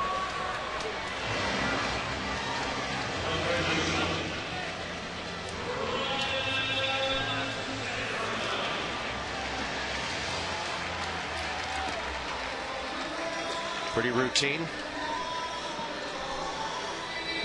I think that McGee thought about trying for a triple play there. And then he said, no, I'll just take the 2. Why not? Maybe he wanted to see Zimmerman bat again. I know we're happy about it. Ryan gets his back foot away from that one.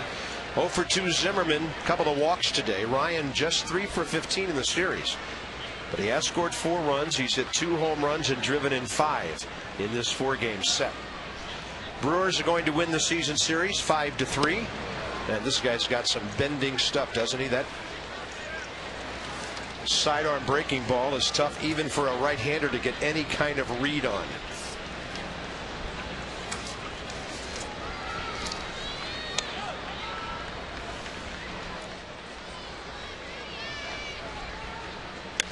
Zimmerman jacks one that's heading for the upper deck, way foul. And you thought you weren't going to get a souvenir. There you go. That's why you stay, huh? That's right. Here's the sidewinder. That looks like some kind of knuckle curveball.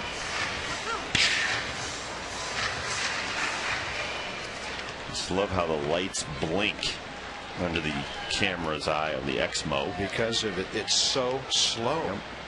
Man, if veterans could slow the game line down like that, they'd play till they're 50. Maybe that's how Ted Williams saw the game. You know what? I thought that exact same thing when I saw the replay. I'm thinking that's what the baseball looked like to Ted Williams. Maybe the greatest eyes ever, they say. And a 2-2 to Zimmerman. Well, he said he could see the rotation of the baseball as the pitcher threw it to him. I just find that amazing. You're going to tell me he saw when Bob Feller threw a 100-mile-an-hour fastball, he could see the ball spin? He might not have been talking about Bob Feller. Oh, okay. So it was Lefty Grove. One of those crafty guys. Crafty. Zimmerman to his left. McGee makes a good play. The ball game's over. And it took over 3 hours and 10 minutes to play it. As Milwaukee shuts down the Nats, they get, well, long but